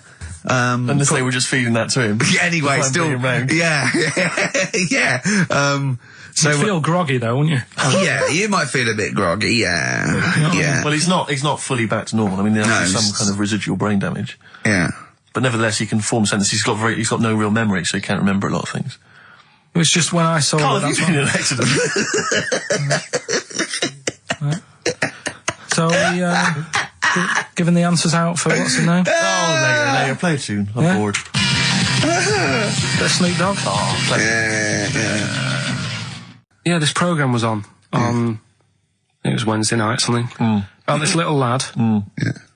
It was a fella and a woman. At the same time. What do you mean? Like a cartoon with a secret identity. By night? What do you mean? He had both by day a sex? boy, by night a woman. He had it all. What do you... Sorry, wait. So he had male and female genitalia. Yeah. So what do you call someone that's born like that? Weird. Yeah. Now, what's the term for it? Go on. You know it. We've talked about it before. Aphrodite. Really? So close. Hermaphrodite. Yeah, hermaphrodite. Yeah. That's weird, though, isn't it? Yeah. And he had the ball. Yeah. And he had the... Well, what happened was he was born, right? Obviously. And the doctor said, there you go. Lovely little boy and girl. So the mum was like, what? So he said... No, I don't think the doctor was sarcastic. Yeah, what? I don't think the doctor was sort of dissing them. Yeah. There you go. What do you mean, doctor? I'm gonna have a look. Exactly. There's a cock, there's a minge. All right, see you later. What are you going to call? Hit. But doctor, what do you mean? Have a look. He wasn't sarcastic. He didn't give Doctor, clues. tell me what you mean. Give me a straight answer. He probably went, oh shit, she's got a cock. He didn't go... He wasn't sarky to the parents. No, Anyway. but I'm just getting across. Do you know what I mean? I always had a little bit just to... Yeah, I know you spice do. it Yeah. up, You should spice be it a up. newsreader. Be brilliant. So there's a little kid lying there. Yeah. And the mum says, you know, what am I going to do then? So the doctor, I mean, I'm condensing this. It was like an hour long. Sure. Yeah. Yeah. So he says, she said, what will I do? And the doctor said, well, he's not sort of well hung. Right. Oh, So he's not sort of well on. This doctor has term. been, I assume, has been struck off since for saying these things. It was a real doctor. It wasn't Dr. Fox. Yeah. Right, go on. So the doctor said, so I recommend that we make it a woman. Right. Right? So they sort of do a little bit of... Jiggery pokery. Yeah, a little bit of work. And I don't think that's true, Carl. No, it is. It was on the programme. But I think they can tell really what they were meant to be from their chromosomes, can't they? They can tell whether they're X, Y, Y, or Yeah, X. not just... It's not It's very just- well hung. No, I Yeah. tell you what, because back then, when this was going Yeah, on, no, right, I'm just thinking they might not have had to. the doctors then thought if you had a kid, right, and you thought, it's a bit ugly, maybe it'll have a better life if it was a fella. If it was a girl and it's a bit ugly and you think it's going to get hard time. Right, don't talk shite. What? What? That a doctor would go, right, you've had a young girl, I'll tell you what, she's a pig, let's pop a cock on her. Don't No, talk shite. I'm not saying that. What I'm saying is, say if you have a like I say, a girl. I just think it's harder if a girl's ugly and she's growing up. She has a harder time. Yeah. Don't you agree with that? If Possibly, but you don't change someone when they don't. No, yeah. You don't change their gender. No, because they're I'm just saying what I'm saying is the Elephant Man would have had a harder time if it was Elephant Woman. Is what I'm saying. But listen to me, listen. What the doctor was saying is, if you get a baby before it's 2, back then they thought you could sort of say, well, instead of giving it a go-kart, give it dolls to play with. Right, back when? What are we talking about? The Middle Ages? We put a song on, come back to this. Yeah, it's Bruce Springsteen, Atlantic City. Bruce Springsteen, Atlantic City, on XFM 104.9. Okay, look, have another go, Carl. What were you saying? As an hermaphrodite, he was born both sets. The doctor said he's not well lung. Let's lose that. Let's get rid of that. Let's make it into a girl. Okay. I'm with you so far. Go on then. So, anyway, gets away with it a little bit in the early years. right. Starts going to school. Gets away with it a little bit. Sure. Right. But then, do you know when you get to that age and your head goes all funny? Like when you're a teenager and you sort of, I don't know, your skull goes. Mine never did. What are you talking about? No. What do you mean your head goes all teenage funny? years when you look a bit odd. Do you know what I mean? You go from being quite a good-looking person and then your body starts growing. At a different rate, so, you never know till 21 whether you're going to be a looker or not, or whether it's just... Yeah. I know, right? go on. Yeah, I'm still waiting. So, your head grew outwards at exactly the same rate, didn't it? That's why it's Your head grew faster than your hair. He's got a lovely head of hair, but just below the skull. Yeah. He's got a little afro in there, but it just couldn't get through the follicles. It couldn't catch up the skull. Expanding. Oh, bless him. Oh, come on, Baldy. but the thing is, right, so you see these pictures of the lad stroke woman who's trying to be a woman at the age of 14, 15. Sure. Yeah. She's got one of them big heads. Right. Like a lad. Doesn't, she starts having a hard time.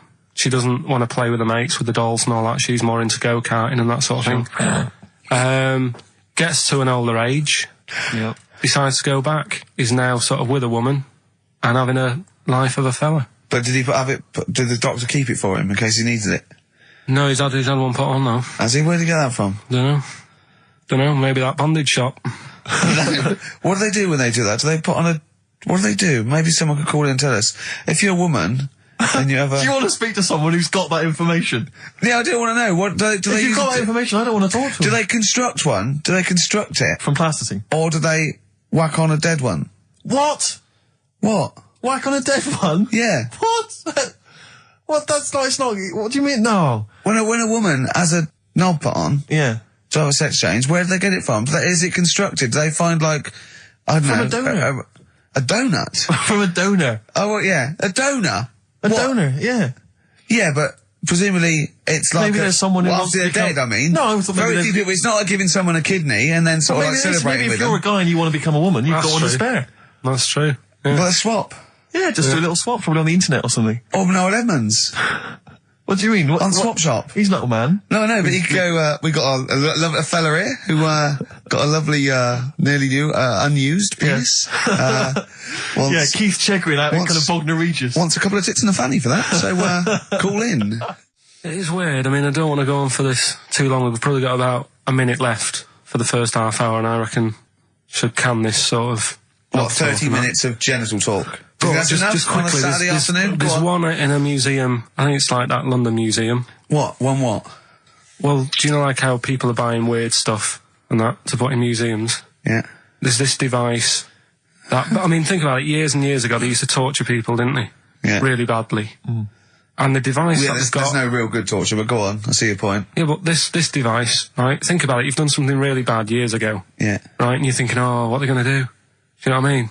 Could do anything here. It could be the end for me. The device they've got is this thing that you put on your bits as a fella, and it's sort of metal, so it means you can't sort of, get excited. It puts a stop to you, sort of. That wasn't a torture device. I think it was a Victorian thing to stop adolescent boys wanking. They used to have things like wrist things as well with like spikes on them. It's not a torture device. Isn't that? Well, not really. Imagine that being captured by No, I was right, gonna you're say, never I was going to get gonna hard say. on again. All right. Not really a torture device, is it? And there wasn't that many nice-looking women wandering about anyway back then, was there? You didn't get excited about stuff. What are you talking about? Probably filth, it stunk and everything back then. Right, we've covered that. No more of that talk now, right? Let's move on. Filthy. All Victorian women, filthy and stinky. Yeah. Oh dear. Bit of Rolling Stones Yeah, and let's set go up for the it. old songs of phrase. Yeah. Stones, Beast of Burden. We've not played it before. It's an absolute gem. We're not doing Cheeky Freak of the Week anymore. We're not. No, No. don't want to upset people and that. Sure. But there is a good freaky programme on this week. Go on. I think it's on Channel 4. Yeah. Got a woman with a big head on it. No, I think it's BBC Two. Is it? Yeah. All right. Well, look Unless out for there's that. two on, because that would be a great week for you, wouldn't it? Brilliant. Won't be coming out. Is that the one when you said? Go on, say what you said when you saw it. The woman with the head Yeah. just said it looks like a cartoon. I just think. That's so mean. I don't want to discuss No, that. it's not. It's not mean. It is mean, Carl. Again, Steve, if we were in a restaurant and I'm arranging to meet her, and I said to the guy on the door, I'm meeting, Lisa, or whatever her name is, yeah? Right. What does he look like? Well, looks like a cartoon. I'll be over there. Do you know what I mean? I don't think he'll get mixed up. What would you That's say what I'm about saying. me and Steve again? If you were meeting us? No, it just starts getting nasty, doesn't it? I'm meeting Karl Pilkington. We're very busy. What does he look like? He looks like Charlie Brown grew up. He's got a complete little round bald head, and he's got a gormless look on his face. He's over there, mate. Yeah. All right, that's starting the ball rolling for you, Carl. I love that it's okay to say what you like about people. If you go, yeah, but if I was looking for her in a restaurant, I know, but... yeah. And why have you arranged to go on a date with this woman? Be a good night out. For her or for you? Well, I'd like to have a chat with her. You know what I mean? Just find out what worries her and... You know what I mean? Because some girls worry People about like you. dead things. Like Yeah. their hair being a mess and that. Yeah. With her, it's like, at least your problems. Do you know what I mean? Fine, alright, well let's move on, mate. We're not doing Cheeky Freak of the Week anymore. No. Let's do something nice. Let's talk nicely about things. What's happened nice in the world, Carl? What do you like in the world? We're just talking about looks and stuff, right? Always. Because, it sort of Cheeky Freak of the Week, we did that and I stopped doing it. Sure. It was upsetting a few people. There was a thing on the website the other day about Elephant Man. Yeah. Right? Just keeping up to, up on the news, what's going on there. And they did Drunky news. They did a thing about him and what he'd look like if his head wasn't messed up. Yeah. Yeah. And they made a little picture for him. Was he quite good looking? Not bad looking, but you can't use it. It's not like you can't put it on a passport. Sure. Yeah. Well, and the fact that he's been dead for several years. Yeah. No, but they also do that sort of thing for people who are alive. They say, this is what you look like. So you can't use it for that. Yeah. You can't use it on Isn't that's sort of like rubbing it in, though, isn't it, really? It is a bit. Yeah. Unless they said, good news, you were ugly anyway. Yeah. To be quite honest. You wouldn't have pulled it. You didn't look like an elephant. If you were symmetrical, you weren't a looker. You couldn't use it on a little dating agency picture. This is what I look like. Yeah. then This they is turn up on the this is day. what I would have looked like. And they phone up and go, I'm intrigued. What do you mean would have looked like? Well, I see you, as we said, 7 o'clock. How will I recognise you? I'll be eating buns. Yeah, look for the giant cauliflower. Yeah, in a coat. Exactly.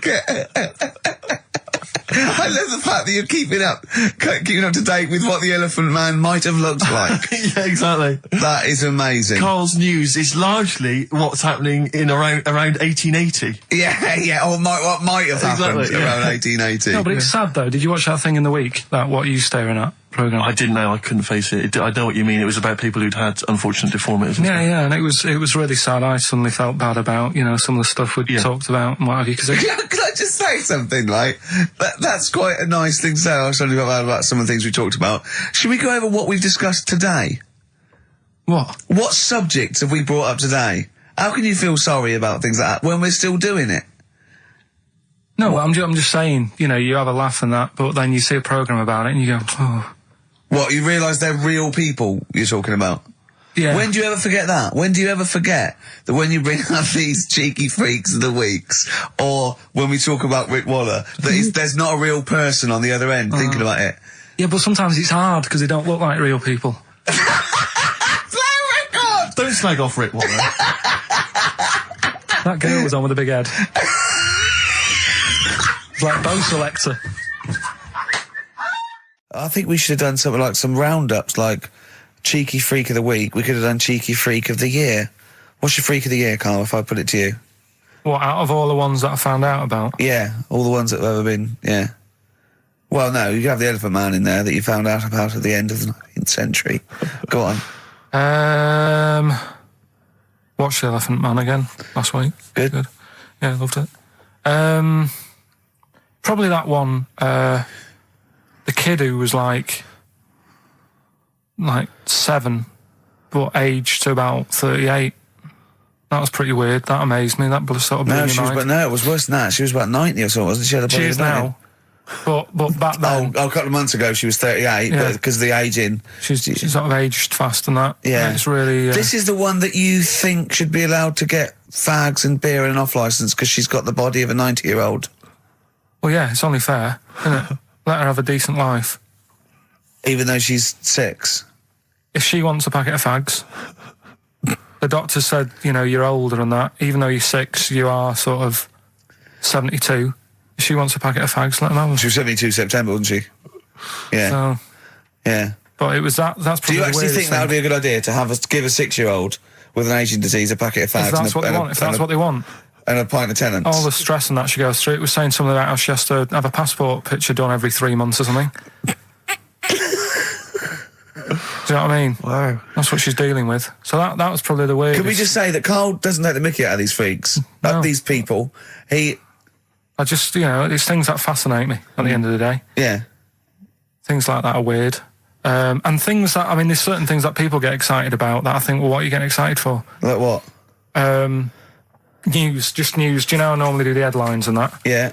Have we got any headlines? Not really, because there isn't that much going on. Isn't there? This is what annoyed me, though. There was something about a woman who's going up Everest on a bike. Do you know what I mean? And they were like, oh, brilliant. But I don't think that's that good. When someone's done it walking... Where would the woman who complained about you come in the years chart? That's the woman with the enormous head. Lest we forget.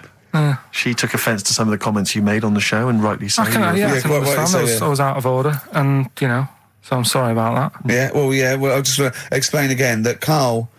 It's the freak of the week is sort of like more of a punchy catchphrase than a derogatory term, and Carl's fascination and childlike.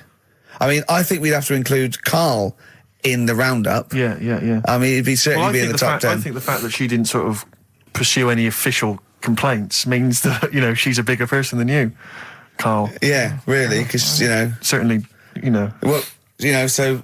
headways. She is. Carl, you're going to do some news stories, I think. Well, like I said, there hasn't been that much going on. There's a story about a fella who hasn't eaten for 70 years. Right. He hasn't eaten. Is that that's all the information you're going to give us? Yeah, hasn't eaten for 70 years. Hasn't had a drink, but he's all right. That's rubbish then. Next. It's not rubbish. Yeah, it is, yeah. Next. Well, what is it? How is that? How is a man not eaten or drunk for 70 years?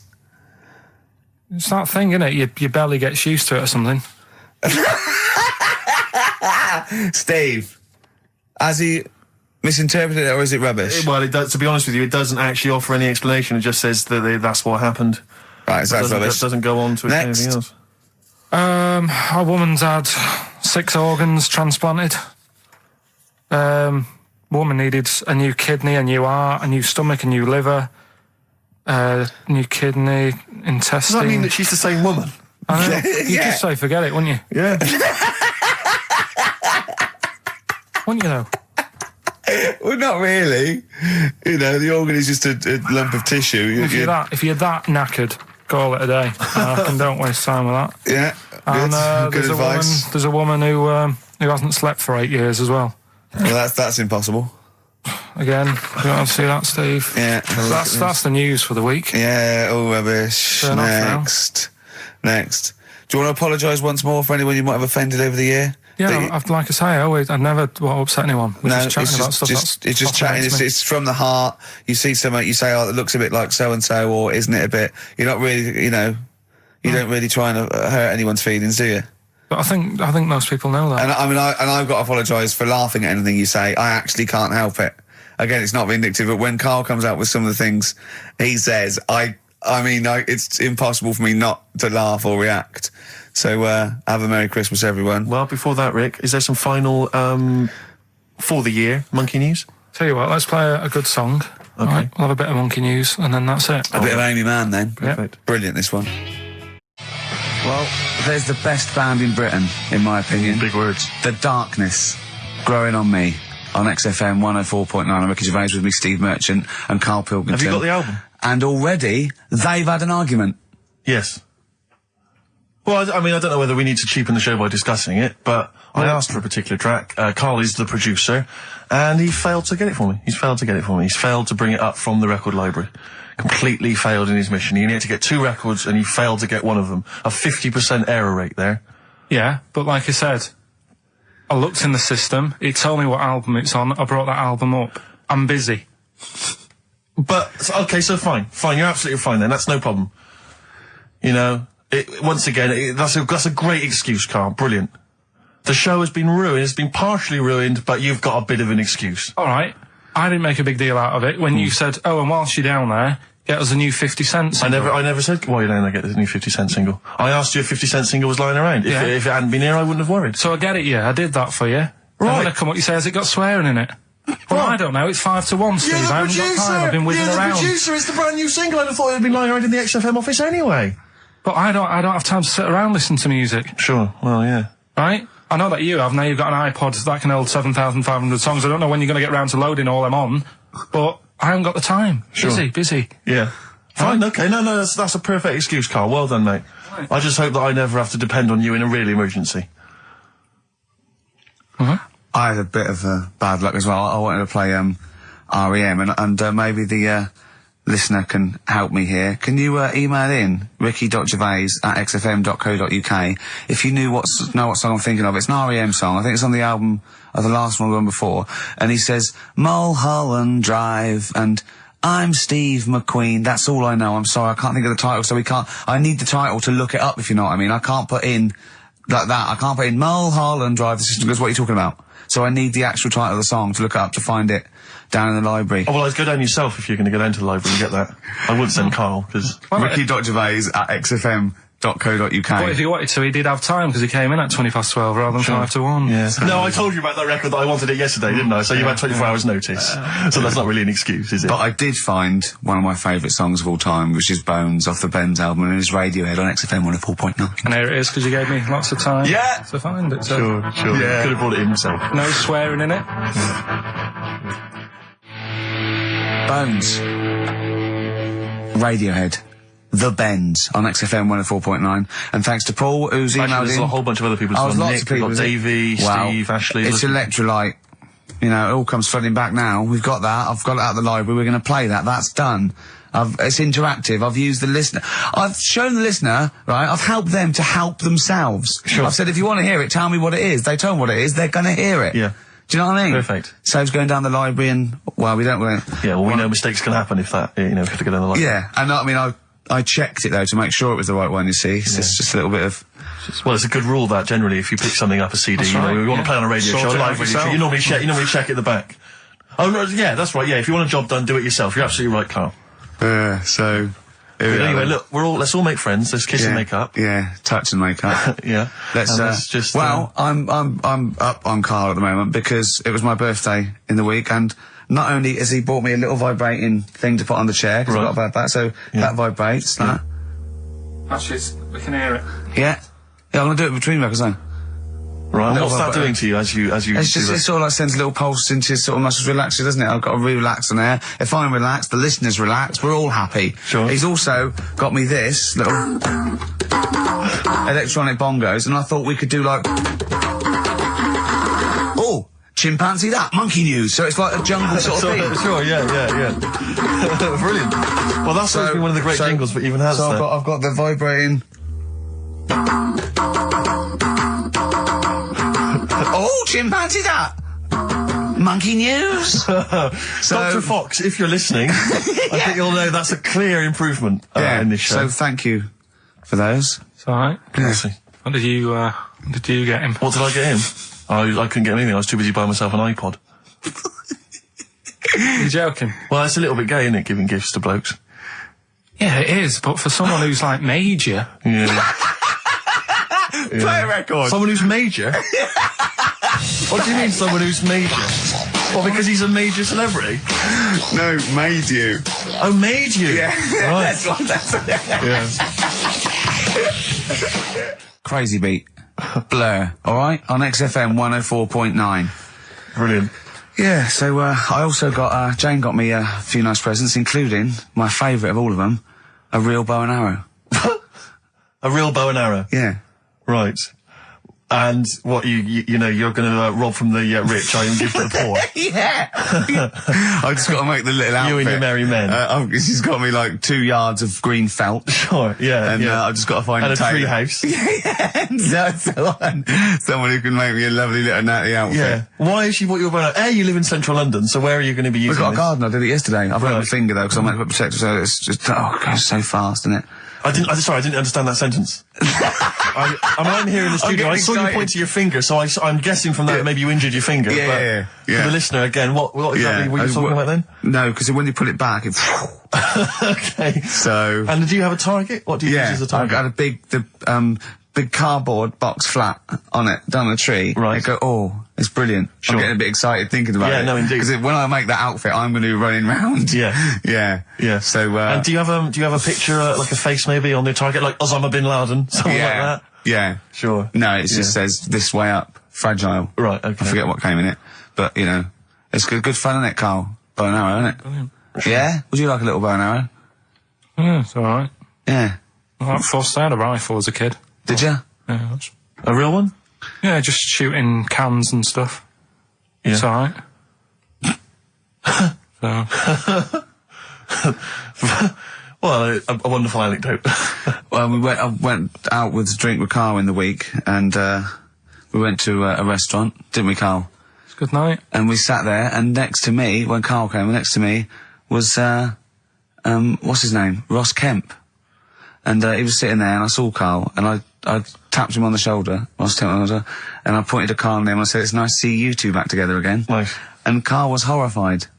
But Carl didn't know that I'd already spoken to him before Carl arrived. Yeah, so I thought it was okay. I thought I could break the ice because I'd met him before. Sure. So he just thought I was insulting him. And when in the week we were talking about his little head, weren't we, Carl?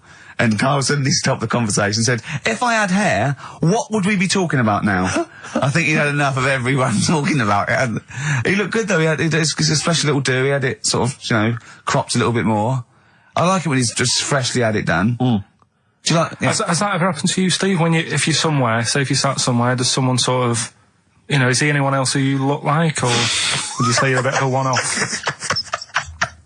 I love these two. But to be fair, so at it. But to be fair, he seems to be having a go at me an awful lot more than I do at him now. I mean, he just starts it. You know, he starts it out of nowhere. I think his is sort of a get back for the way you treat him as a producer, not, you know. But he's not a producer. If he produced the show, I wouldn't have a reason to criticise. But I think this is it. But seriously, I mean, it really winds me up though, because, you know, it started as a joke, but now it's abuse. Yeah. He got annoyed at Heat because it said Carl, producer, well, not so much a producer as just a bald mank. And he went, can they say that? Yeah. Can they say that? See, that's a magazine, an independent publication has identified what exactly it is you do. Yeah. Oh, here we go then. Go on, bring it on, because here we go. He's looking at me. I know he's thinking. I can hear the cogs I'm not working. thinking anything. It's No, vicious. that is true. Never a true word. Play a record. Now then, I heard this on VH1 in the week, and I have not been able to get it out of my head, and I really kind of want to, I want to get it in everyone else's mind now so they understand the pain I've been going through. Miss You by the Rolling Stones. Yeah.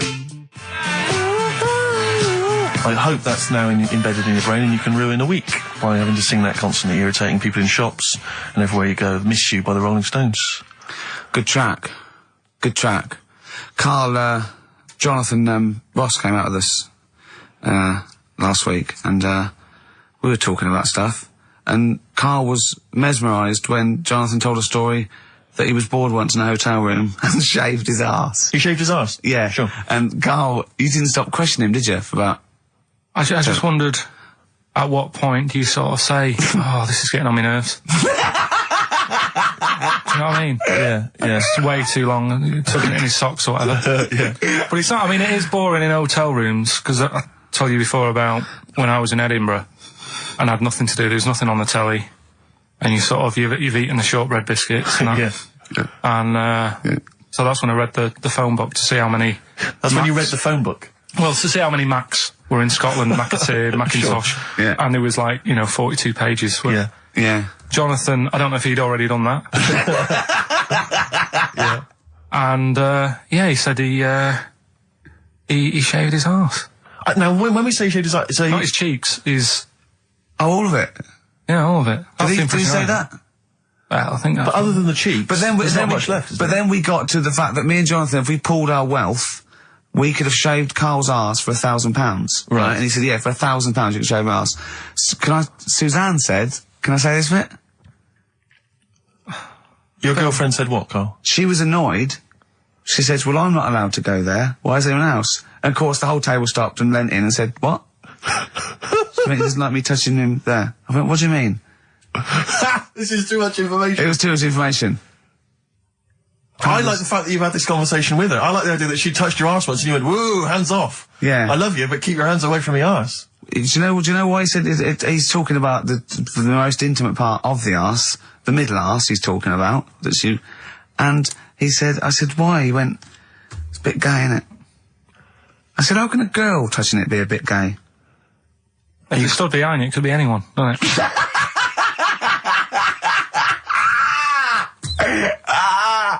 Oh, God. And it seemed, I mean, you can imagine the conversations we were having, right? And it's that thing that the waitress heard something every time she came over. She heard the word, cock or... Jonathan Ross saying I shaved my arse. Yeah. And, oh, dear. But it was, it was a good night, wasn't it? So, it's the £1,000 now, isn't it? But presumably you give Suzanne half anyway, so everyone will be happy. You've used the arse to best effect. She's got half out of it, so she's made as much out of your arse as you have, in a sense. Me and Jonathan are happy. Yeah, but to be fair, it's his arse on the line. So... I know, but I mean, it's not like she's getting a bum deal. Well, she's getting 500, Yeah. quid. No, I can understand that. But, do you reckon? Just thinking of some more... Play a record. Can I just ask, before you play the record, if we were to shave your arse, let's say we did it for charity or something, got sponsorship, how would we do it? Would we use one of those big kind of old-fashioned razors? No, I'd use a Bic Safety. I'd just straight away. And would you use a gel or a foam? No, I first of all, I think I just, lather it up. Right, So you lather up his arse first? I do the outside bits, just goes straight down, big broad strokes, clean, right? Then I'd have to go in the crevices, and I'd need an assistant. I'd pop it apart, and just very gently go in there. I might even use electronic equipment, just so there was no sort of, nicks. Okay. So, an electric razor? Or, I might wax the internal middle arse. How did Jonathan do it? Because he did it on his own, didn't he? I just use mirrors. Why do I'll ask him. We'll call him later. But, I don't know. Well, perhaps you listening have once shaved your arse, maybe during an exam or something. What I think, and this is conjecture, but I think he was probably there, he'd had a shower, he'd shaved his face, right, and thought, oh, he was naked, looks down and goes, oh, what a hairy arse. Well, hold on, I've got the razor in this hand, I've got the mirror there, I'm not on stage for a good 10 minutes. Yeah. There's one thing I don't like going on stage with is a hairy arse. Bang, drink, wallop, done. On stage, thanks, see you later. See you next week. Yeah? What are you thinking, Karl? No, it's just how hairy was it? Do you know what I mean? How hairy was it? Because I imagine, you're saying mirrors and stuff. But how old is he now? He's 42. And they say your testicles drop quite a bit once you start getting old, don't they? Yeah. So he's got to make sure they're out of the way. Yeah, but I don't think, I can speak for myself, as a similar age to Jonathan, that, there's millimetres in it. It's not like we tuck them in our socks in the morning. They're still in the same place. You really wouldn't know the difference. It wouldn't if we filmed it in time-lapse camera. It wouldn't be like a bungee jump. Do you know what I mean? They wouldn't be moving a lot. Yeah. All right. Do you think I told him he's a good-looking fella, Steve. Would you agree with that? I told Jonathan that he said that he just went for it as well. Yeah. So you spent a lot of time picturing Jonathan's naked arse. You'd let him give you money for arse touchery. Yeah, whereas your girlfriend's got no chance, access to that. and you're saying he's a good-looking man. Do you want to play a record and think about what you've done? Interesting. 50 Cent, 21 Questions, new single from him. Well, me and Carl got a joint favourite lyric now. I love you like a fat kid loves cake. Yeah. That's great, isn't it? I mean, I like it because it's funny and humorous and cheeky. You like it because it means something, don't you? You think that's the absolute truth. If someone was to say that to you, that would be the most romantic thing they could say in it, because it's... No, I'm just thinking you know what it means. It's like the Elephant Man, right? The Elephant Man, that's what he's called. Again, you know what you're going to get. The fat kid loves cake. You've said it all, you don't have to say any more. I can't believe it. I'll tell you what made his day the other day. I love it. Jonathan Ross said The Elephant Man is one of the best films ever made. Yeah. Endorsed by a celebrity. I know. Well, by a film buff, really. It is good though, isn't it? It is a very good film, yeah. We have got Cheeky Freak of the Week coming up. Right. There's been a lot of stuff going on this week. In the freak world. Yeah. Is it really? Yeah, there's loads. I mean, stuff that we can... The one that hasn't made it. God, this is what hasn't made it, so we'll judge it on that. Go on. There's a woman, right? Do you know how, I mean, in a way I thought Elephant Man, it was a bit tight because, they sort of took him on a freak show, did a bit of a road show with him and stuff. Yeah. There's some woman, I think she's in India, like now, who, makes a lot of money because she's got 3 legs and 7 toes stuff. And she was saying, people pay quite a lot of money. Not Swiddy Patel. It's not that much money, compared to here, but over there, it's loads of money. Sure. And all you do is, you go around to her house and you pay this lot of money, and people just go, oh, look at that. Extra leg. Extra leg. Right. It's quite a lot of money in that. So she hasn't even got to go out on the road anymore, like in the old days? No, that's what annoyed me. It's well, you could get to them faster.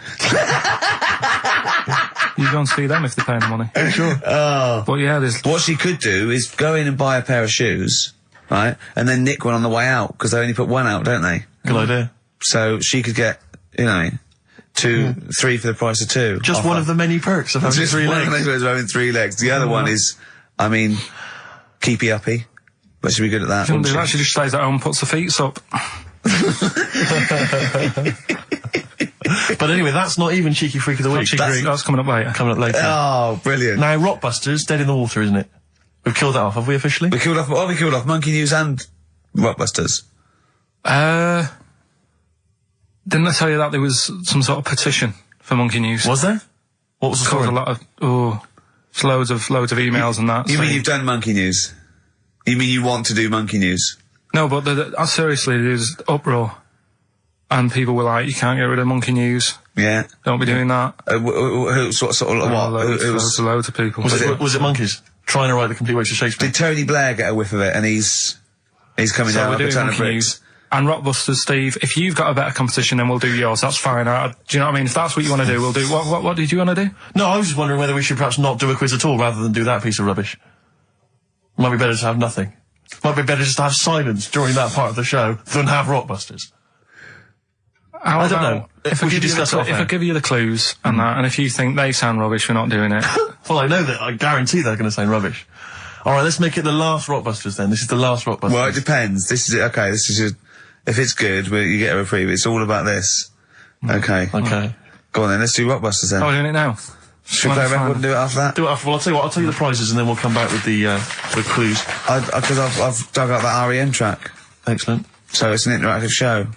Okay, we've got the best summer holiday album ever. What we got on there? It's got Elvis versus Junkie XL. That's brilliant. Yeah. Holly Valance is on there. Yeah. Laz Ketchup. It's all the stuff that the XFM listener is craving. Tribute to the Ramones album. We got Red Hot Chili Peppers are on there. Metallica. Street Legal from Bob Dylan. That's nice. Brilliant. Did you just buy that in the 4 for £20 from HMV deal? Fair enough. Once That's a again, good album. The Talons of Weng Chiang, a Doctor Who classic. Yeah. And there's something for the XFM listener, 8 Mile on DVD. I thought that was nice, that film. That was the last bit was funny. It's a good film. Some good rap-offs in that as well. Yeah. So let's play a tune and then we'll come back with the Rockbusters clues. R.E.M., go on. Give it to him. R.E.M., Electrolyte on XFM 104.9. Ricky Gervais, Steve Merchant, Karl Pilkington. I walk down Oxford Street every day to go to the office, and it is like running the gauntlet in Gladiator. It's not only is it just like, you know, you have to dodge people and they're dawdling or rushing or, you know, keeping into the road to get past some people but avoiding taxis, but it's like hands everywhere, like leaflets. I don't know, there must be 1 million leaflets given out. It's all Mobile phones, sandwich shops. Teach yourself English. Yeah. Teach other people English. I know, and those charity people, something for Alzheimer's, and I've been caught about 6 times where I couldn't say no. I've got about 8 standing orders now because I just couldn't say no when they confront you. Yeah. Which is, you know, it's amazing how often I'm on the way to a meeting. I'm always on the way to a meeting, and then I always feel guilty if I walk past them again 2 minutes later with a HMV bag. Yeah, full. Yeah, exactly, crammed with bargains. I know, yeah. No, but, it's absolutely weird. They're like zombies. It's like you're fighting them off. You need a flaming torch to get past them. Or if it's not them, it's tourists. Just constantly, you know, excuse me, can you take my photo outside HMV? Or outside Topshop? That doesn't happen to me. It always seems to have tourists. Just in the way, just kind of dawdling, you know, looking up at the buildings. I walk so fast. I put my head down and I just try and walk so fast everywhere now, because it's, But Oxford Street is just, it's unbelievable now. And I think it's age that I've started noticing it. Even if the window's open and I hear just like cars and they're on the mobile phone, it's the loudest place in the world. Yeah. I don't know what we can do. Well, isn't it one of the busiest streets in, is it either the world the universe? It is mental. I think if we carpeted it, that would and help, put some curtains up, it would just deaden. It's like pubs with those polished floors and metal tables, and everyone's having to talk like that to be heard. The jukebox is quite loud, and I want to go just turn everything down. Yeah. Let's put some carpet down. Just talk quietly like this. Yeah. Put the music down a little bit. We'll have a good time. I've never quite understood that impulse. I don't again if it's age where you go in a club or a pub, as you say, and the music's just slightly too loud, so it just makes everything slightly tricky. It's slightly tricky to have a conversation. But what annoys me is when it's for the amusement of the barman or barmaid. Yeah. They're bored, they're in a pub, they've got the music up, their music up, right, techno blaring, right, they've got a telly on watching a soap opera, and I want to go, choose one or the other. Yeah. I mean, what are you watching? I got a minicab last night. I imagine you don't travel in minicabs, but the guy driving, one of those guys, I know he's driving a cab on a Friday night. Okay, no one wants to be doing that. And he had one of those phone, you know, the little earpieces that you put in, so it looks like they're talking to themselves. And he's there, and he goes, where are you going? I went, crouching. He went, yeah. Well, and he's chatting on his mobile phone the whole time. His voice was so loud, he had the radio on as well, and he wasn't concentrating on the road. I just thought, look, I'm paying you £10 here to take me somewhere. Please, just stop chatting or arranging your social life for 2 minutes. Yeah. Get me to my destination safely, and then you can resume your conversation. My favourite one is, I'm going to so-and-so terrace, please.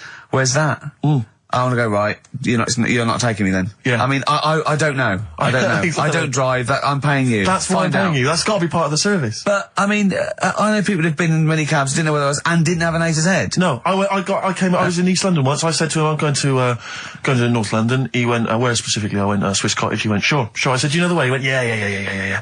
Set off. Along the way, he went, do you know the way? That's why, I thought you knew. I said, have you not got an A to Z? He went, no. He was one of those guys who'd just taken his car out middle of the night. That was all he had. All he had, all his credentials were he had a car. No map, no torch. The 2 other things I'd bring with me. And he said, so we're driving along. He went, I could probably get you to Camden. I was like, okay. He went, it's a start. I mean, that is the start. Exactly. He went, do you know the way to Camden? I thought, pull over. It's not worth it. I'd rather hitchhike. I'd rather walk. Ludicrous. Those people who just go out. Yeah, they just take a car out. Do it in a I bought a car. Oh, have you ever done that? No, well, I'm sick of living here. And you say about people hassling you. When you say here, you mean the world, don't you? No, just in London is doing me head in now. The other week, actually, walking on from here, and like you say, there's always someone hassling you, saying, do you want to buy this? Do you want one of these? Going down Carnaby Street, right? There's your first mistake. He said, you into meditation? So I was like, and I had a bit of time to kill, so I thought I'll have a chat, right? Have you got time? We've never got time, we're too busy. Yeah, I thought you were too busy before. Well, I said, what's all that then? What do you do? And he said, we'll teach you how to breathe. Like, well, I'm 30. Yeah. I've done all right. And he sort of said, forget it. Oh, forget it. I'm 30. And in Selfridges, they do, like Evian or whatever, that water company are there. And they've got like little glasses of water. And you walk past and go, have you ever tried this? It's water. Yeah. Oh, here you go. We'll try it. You go, Jesus Christ, is that what water is? What have I been drinking then? You've been drinking piss and mud. Have I? I'll have a bottle. Anyway, listen, Blockbusters. Oh, come on then. Let's get it done. Really? Yeah. Come on then. Right, so cryptic clues and initials, you work it out, it's a band and stuff. Yeah. Right, Brilliant. first one. Bob Holness. The first clue, the doctor said part of the foot and the leg was no good, so he took him off and he threw him away. Right, that's the clue, the initials Okay. TB. Okay. TB, right? The doctor said part of the foot and the leg was no good, so he took them off and threw them away. Second one, the Scottish monster has got a bit of a tan. Right, the Scottish monster has got a bit of a tan. Okay. That's TD, right? And the last one, well, the 60s singer had a heart attack whilst he was having it away. We won't be seeing him again. Right, and that's FNM. FNM. Well, the 60s singer's had a heart attack. He was having it away. We won't be seeing him again. Email in ricky.gervais. Remember, this is to save Rockbusters. If people don't get this, right, it's no more. So you better, if you want this feature to stay, you better get the clues. Right? Good work, Carl. We'll give those clues again after the next tune. What are we playing? And listen, Yeah. Oh, you love it, don't you? You love it. Good, it's a good stomping pop #1 rock. XFM. Jane's Addiction, just because I think things are rocking up. They are indeed. Rocking up in the land this year, Steve. Yes, that's good news, I think. Evanescence, them, The Darkness, rock-tastic. XFM 104.9, Ricky Gervais, Steve Merchant, and Karl Pilkington of A Saturday. Can I just say that the shaving your arse feature from earlier, if you missed that was 1:30. That was a discussion on shaving your arse. Yeah. It was great stuff. That seems to have caught the public imagination. Yeah. We've had so many emails. We've had someone telling us exactly how to shave your arse. Yeah. So if you need that information, I can probably forward it to you. Well, I think this will be the year of rock and arse. Exactly. But it's extraordinary how, just a simple discussion like that you would think perhaps was crass, crude. Mind you, our listeners do like Carl talking about monkeys. Sure. Do you know what I mean? Yeah. It's not like it's something to be proud of. It's not like we changed a nation or freed a people or found no. a cure for something. We hit them in their, at their level with monkeys and arses. Yeah, exactly. It's what our listeners love. Yeah. Monkeys and arses. Yeah. We should put that on the poster. I think. And they go together, because I joined the zoo last Sunday, went down and became friends of the zoo, right? Oh, well, I thought maybe you had to sit in a cage for and that thing happened. I went straight for the chimps, Of course. right? And there's sort of like 3 sort of big sort of adult ones there, and there's people with their kids, and I could see the people just putting their kids away as one of them went up and started putting his face up the other one's arse. Sure. And it was sort of like, I just can't be bothered to explain this to my children. It's like, exactly. so I hordes of people just moving away. Oh, come on then. There's the lions. You're going to have a look at the lions. Yeah. What are they doing? They're just sniffing each other's asses. Yeah. Yes. I remember when I used to go to the zoo, I always felt there were certain animals that weren't getting a look in, really, that no one was particularly interested in. The tapir. Exactly. We were going straight to the snakes we were interested in. Yeah. Birds. I don't remember being particularly interested in birds. Big cats, although it's a bit depressing. Great apes. Reptile, you're right. Reptiles, yeah. Birds. Unless it's a big one that you think can rip vulture. a dog apart. Yeah, a vulture you go, or an eagle, brilliant. Yeah, brilliant. exactly, yeah. Owls are brilliant. Yeah, owl's great, but I've always wanted a little owl on my desk.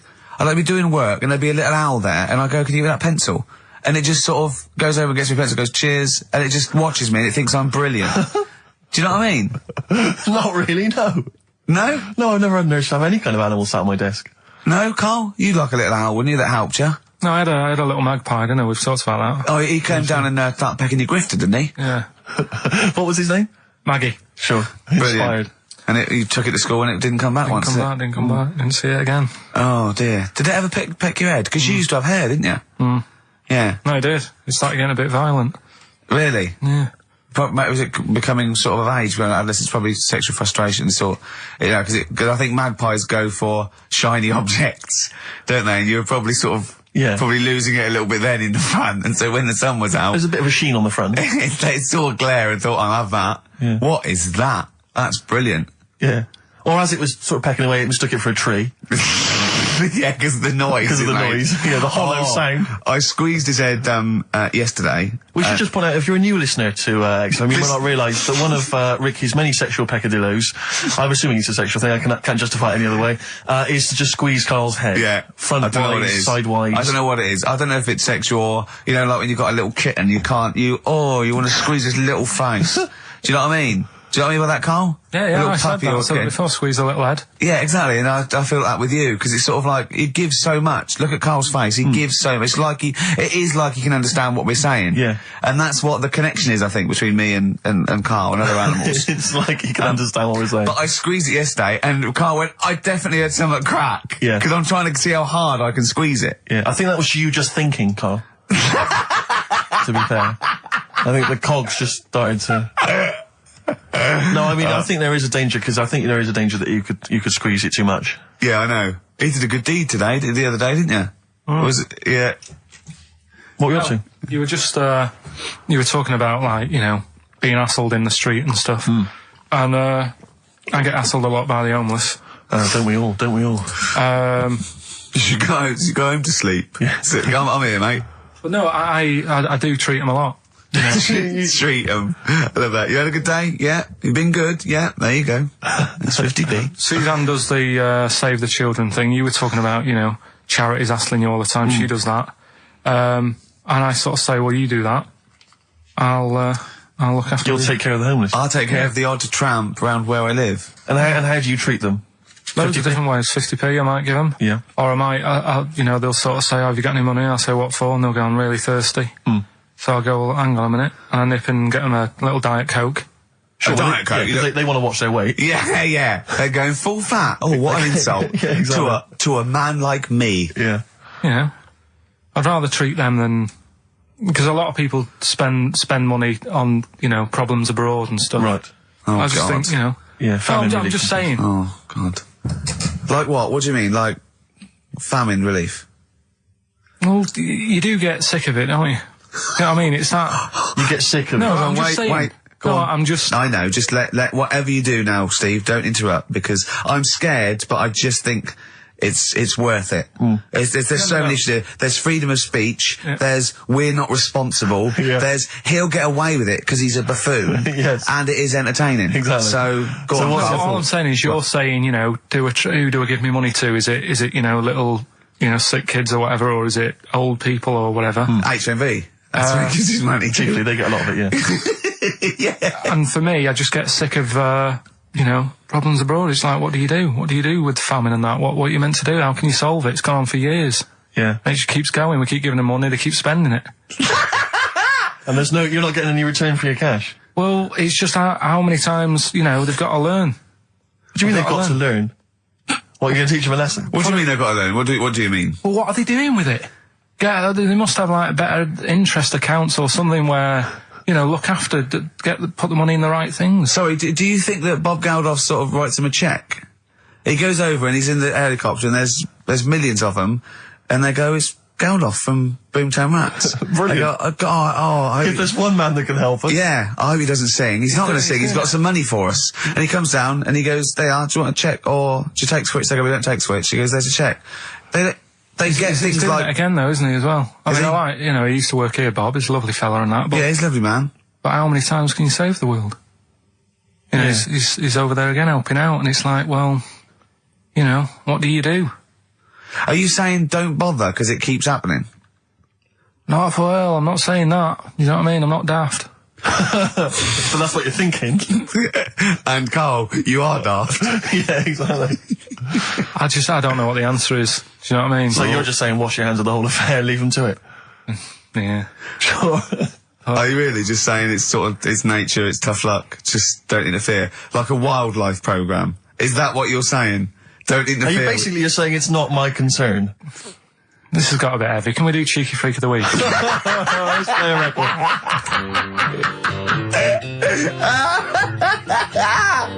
Oh, God. Oh. My Hey Hey, Out of the Blue from the album Rust Never Sleeps by Neil Young. Such a brilliant song. Oh, he's a great musician. He's amazing. Yeah. He's incredible. I think we're playing Neil Young track a week. Okay. From now until Christmas. Brilliant, okay. All right? Excellent. On XFM 104.9, I'm Ricky Gervais with Steve Merchant and Karl Pilkington. We were talking about the homeless. I saw a homeless guy in the week as I was walking down Finchley Road, and he was peering in the window of one of the Dixons or something like that, just checking out the details on one of those cable TV packages. And I thought, one step at a time. I mean, firstly, I don't know, start eating your dinner off a plate. Yeah. And then work your way up to, a house, a home, a widescreen TV, a roof, digital television.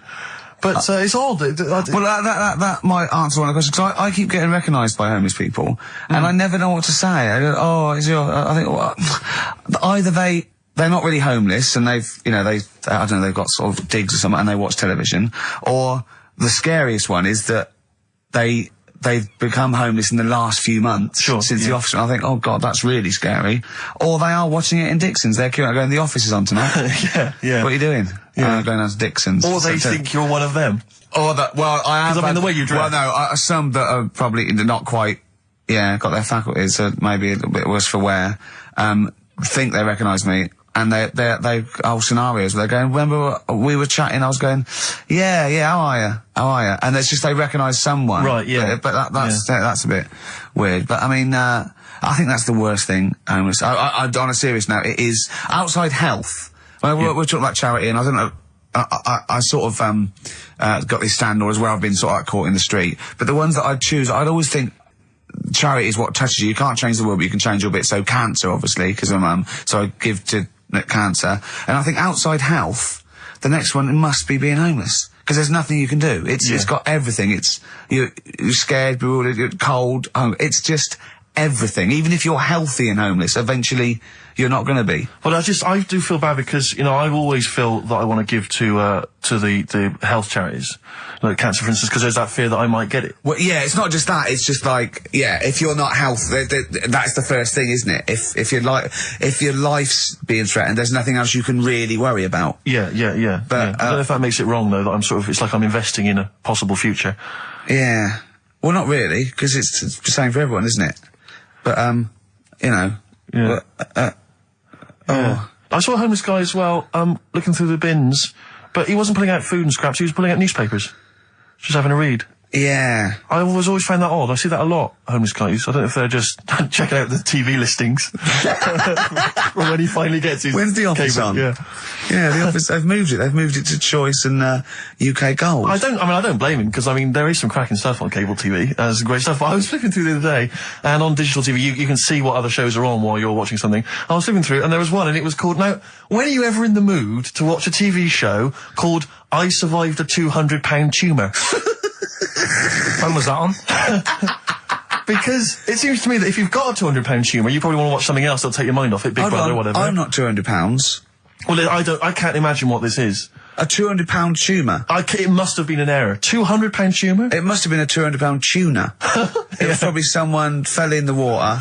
And it came I survived a £200 tuna. Yeah, and it was just a spelling mistake. Sure. A £200 tumour? Isn't that like kind of having That's Mr. another T person. That is another person. Yeah. Oh my God, maybe it was all his life they told him it was a Siamese twin. But someone had just painted a little face on it when he was at school. Just drawn a little face on it. Exactly, and they go, it's not your twin brother. I goes, isn't it? Goes, no, it's a tumour. We better take it off. It's £200. £200? That can't be right. You sure it wasn't £20 tumour? I'm assuming that's what it probably would have been.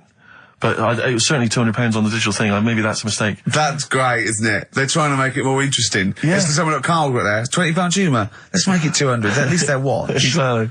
That's what I'd be like, though. I wouldn't want to go to the doctors. You know what I'm like? £200 tumour. I know.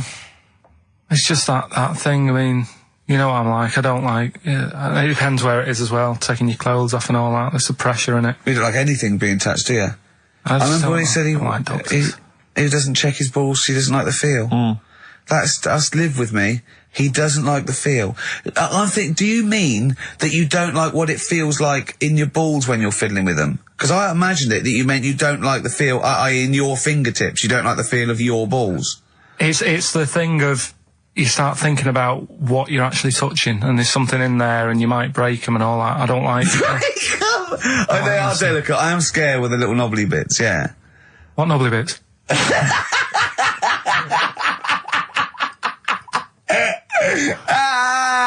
I'll tell you what, it's that thought at the doctor's. It's that thing of, it's not taking your clothes off in front of him, right?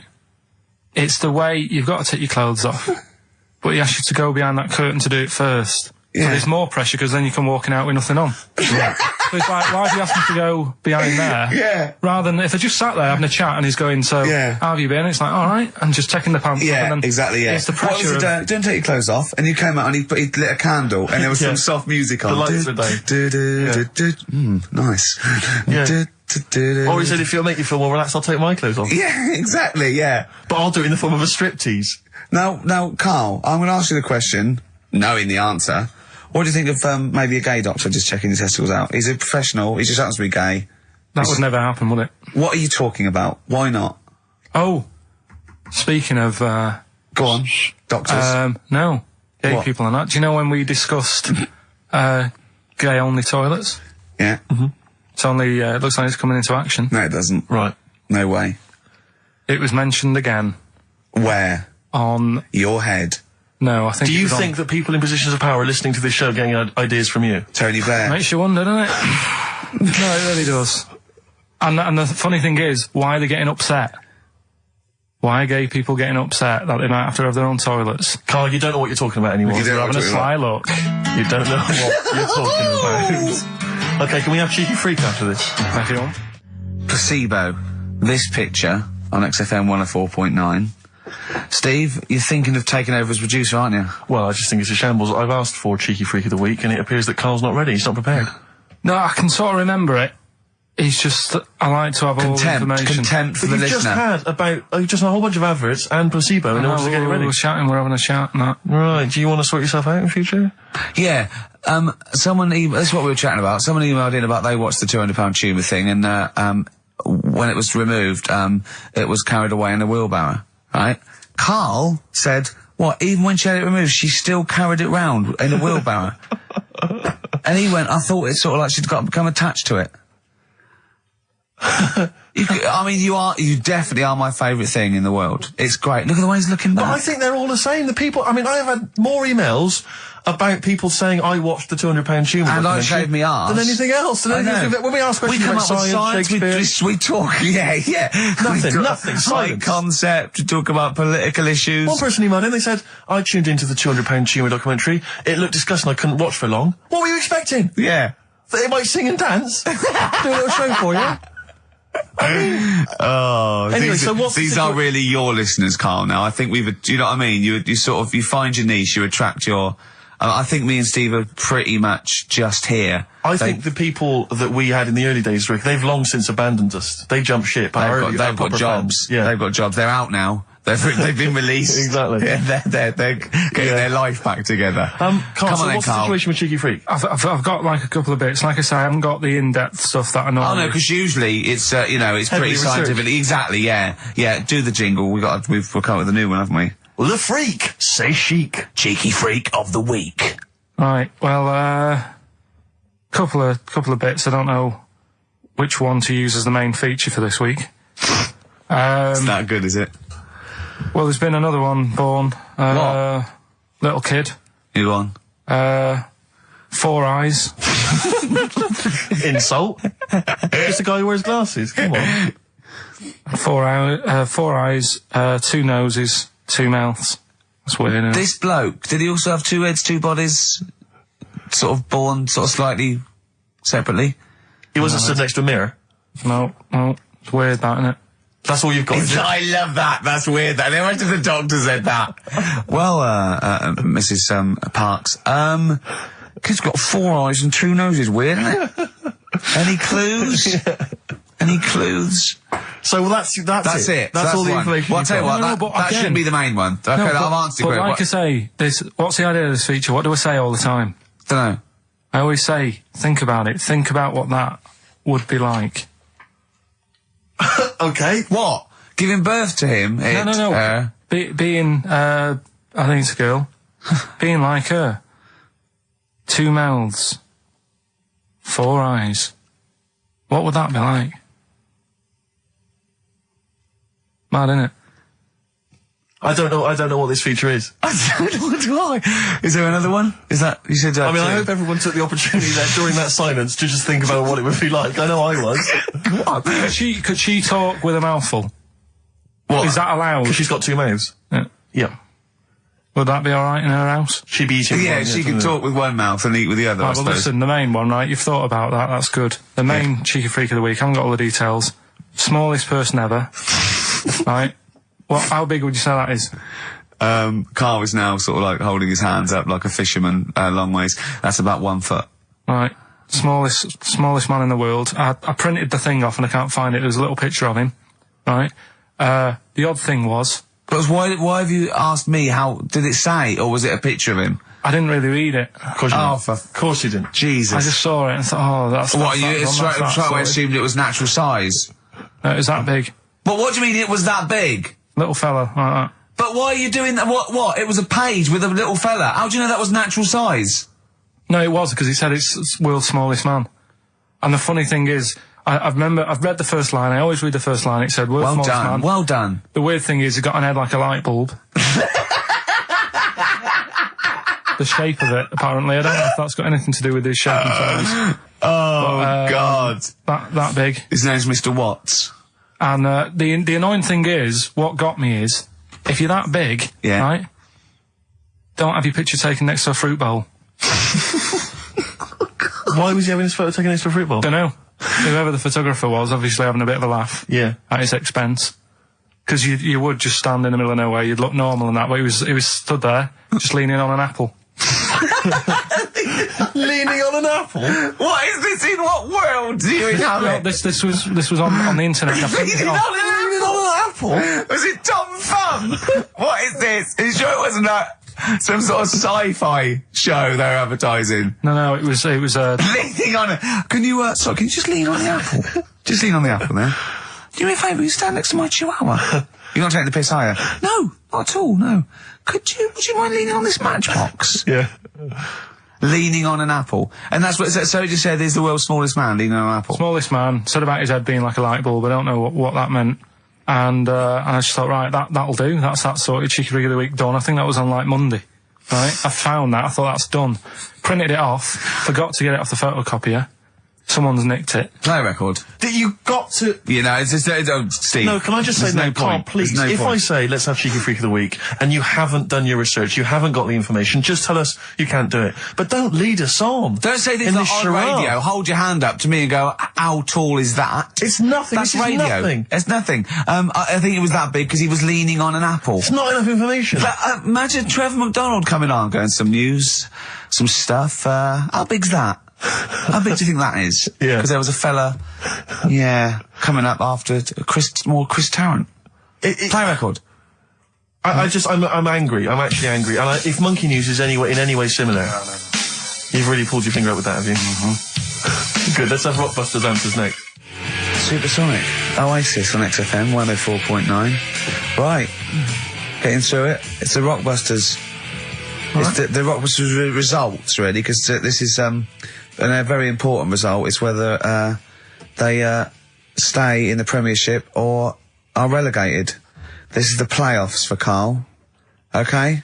You need 3 points. You need 3 points to stay up, Carl. Go on. Right, had a lot of right answers in that. Right, okay, that's in your favour, you know. Okay. The first clue was, the doctor said part of the foot and the leg was no good, so he took them off, he threw them away. Yeah. The initials TB. Yeah. Right? Go on. Tony Bennett. Alright, that's Tony Bennett. Tony Bennett. Tony Bennett. Yeah. Okay, that's a warning. That's a yellow card. That is a yellow card, but you can still get the points. Right. Because his name's not Bennett. Tony, brilliant. Tony, perfect. A pun. Toe, knee, his name's Tony. Perfect. Bennett? No, his name's Bennett. See? Well, he's in London this week as well, so I don't know if it's sold out. I won't mind. Are you on drugs, or did I actually crack your head? Did I actually give you some brain damage? Because you're worse than usual now. It's like, go on. Right, the second one. That Scottish fella. We've got to speed this show up. Hang on a minute, hang on. I've just got to make sure it's right. We don't want to look stupid. Right? That Scottish monster has got a bit of a tan. I don't think we can look stupid with material like this. TD, that Scottish monster's got a bit of a tan. The answer there, the darkness. I'll give you that. Right? Well done. And the last one. Goal. The 60s singer, he had a heart attack the other way whilst having it away. You won't be seeing him again. The initials FNM. That's Faith No More. Adam Faith. Right? No! Doesn't count! Why not? Adam Faith No More. Right? Adam Faith No More. So, sorry, what is the clue? Is the clue Adam Faith, or is it Faith No More? Just Faith, I suppose. Just Faith No More. He's a 60s singer. So we got that. That's that. Safe for next week. Who's the winner? What do you make of it? You've got the deciding vote, Rick. Well, Come on. I mean, you know my feelings. I mean, it works, Faith No More, but he's mixed up what cryptic is and that, because the fella, I mean, Adam Faith did actually die having it away, didn't he? Yeah. So it's all about him. It's all right. All the facts are right. Anyway. Okay, I think he's got a reprieve. I think I'll give it to him. I think I've got to give it to him, Steve. I think I have. He actually pulled that out of the bag, that one. There's no Jamaican fellas seeing icebergs or, Whitney Houston. The closest he came to is Bennett, and I'll let him off that. I've got to be a fair ref here. Well, fair enough, and well done to, I'm always a fan of names that for some reason just strike me or tickle me. Yeah. And this week the lucky winner is, Dave Suckling. There's nothing amusing about that. Oh dear. So well done to Dave Suckling. Okay. Suckling wins it. Suckling takes the prize. He takes the prizes, and well done to him. I guess there's more of that next week, and we're fast approaching the end of the show, Rick. I know you are excited about that, as am I. Well, I know, but the best to come, because we've still got Bruce Springsteen coming up now, followed by Monkey News. All right, Monkey News It's after amazing. What an amazing show this is. Shake.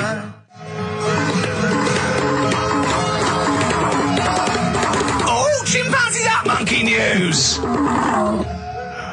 Excellent. So Monkey News time on XFM.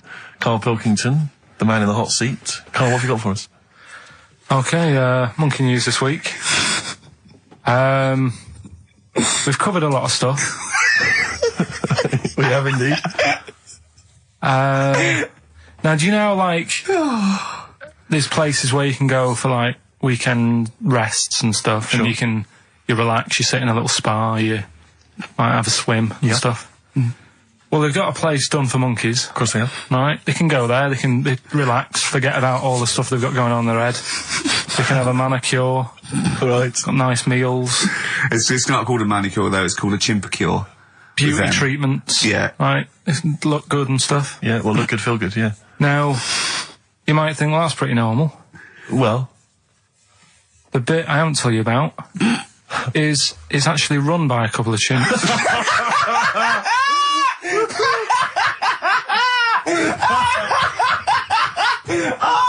Oh God! Oh God! Oh God! You're a maniac! Right. Oh, for Christ! Oh. Let's just... That's like coming a chimp. Of course it's not. No, it is, because think about it, right? No, not think about it. What do you mean? Yes, it is. Of course it's not run by a couple of chimps. What do they do? Get a loan? Right. If a chimp wants Yeah. to have a rest, Yeah. where would you go to? A place that's run by humans that don't know what chimps' needs are? No! My point is this, how did they get it together? How did the two chimps, Mr. and Mrs. Chimp, went for a loan and said, I'll tell you what we need, a spa. I think it started off quite simple, right? Just basic stuff.